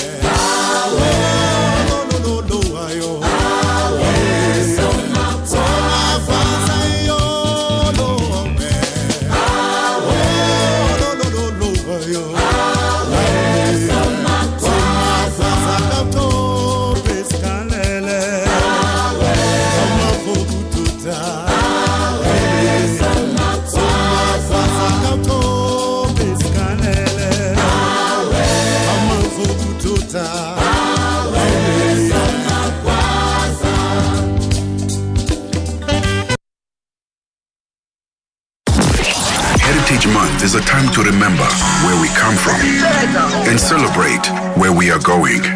Channel Africa. Catch us on DSTV channel 802. Hey man, that was Stompy Mavi with one title, Soma Kwaza. That one brings us closer to the end of the show. Very much an enlightening one, the show that we had today. Luli's with us. Yeah. Lulu, we just had a conversation about fitness and children. Yes. And now they're always on their devices. Do you think a 3-year-old should be going to the gym? Oh, no. No, they do a lot of running around. Yeah. Just normal. What about Pilates? Can we just let children be children? What do we do? But you know what? Actually, when you think about it, let's go to the Asian part of the world. Yes. You go to China, go to South Korea. Yeah. You look at what preschool is Yes. for those children. Yeah. And you look at what preschool is for our children. Completely different. Completely different. Yeah. And activity and physical movement is very important. And we're just saying head and shoulders, knees and toes, knees and toes, knees and toes. But it would be something interesting to look at. Now that I think about it, it could work. Yeah, it's just, exactly. It just, I guess it also brings, it channels them in a certain way, because you see how in that part of the world, I mean, they work for crazy hours. Yeah. But, because it comes from when they were still young. So an interesting one that needs to be unpacked by experts, and let's see how it unfolds. Yeah. Basically. Hey Lulu, what can we expect on your show? Sorry to distract you, man. No, that's fine. There's so much that's happening. The Lungu case is back in court. Wow. I saw Advocate Ngukai Toby, going at it in court in Pretoria, and Michael Mbewe, our reporter, is there, and he'll touch base with us and just give us an update as to exactly what has been unfolding. And so he hasn't been buried yet? No. Sure. He's still here in South Africa. Wow. He hasn't been buried. Yeah. So, and then also the South Africa's Deputy President Paul Moshatama opening the 12th SA AIDS conference today at Empress Palace in the Gauteng province. We're going to be speaking there to the SA AIDS Conference 2025 co-chairperson Dr. Kate Reeves. It's going to be a very interesting one. Yeah, so many reports come out from that conference and updates. Yeah, so it is an important conference. How far we are with the SDGs and so on. So it's going to be a very interesting one. And then also, something that I know you guys have different, chatting platforms, and in the afternoon, the what caught my eye. Yes. The M23 being in South Africa. Did you get that interview last week?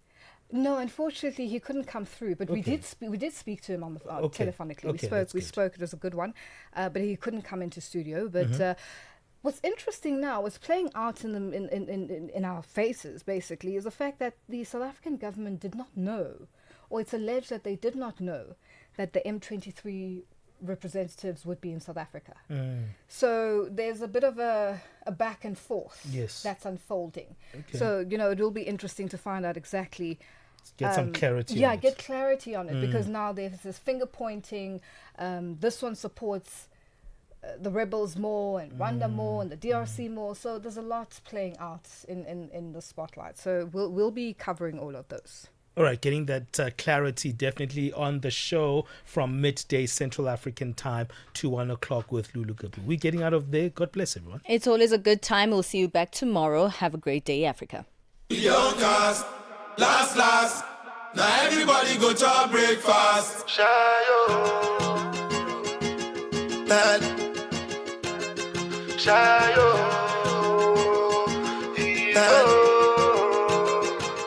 You go bow for the result, nothing to discuss, cause I did win by default and without any doubt, I'm a me happy adult, I no go feed the girl, insult, I'm a mind as you the talk, I put my life into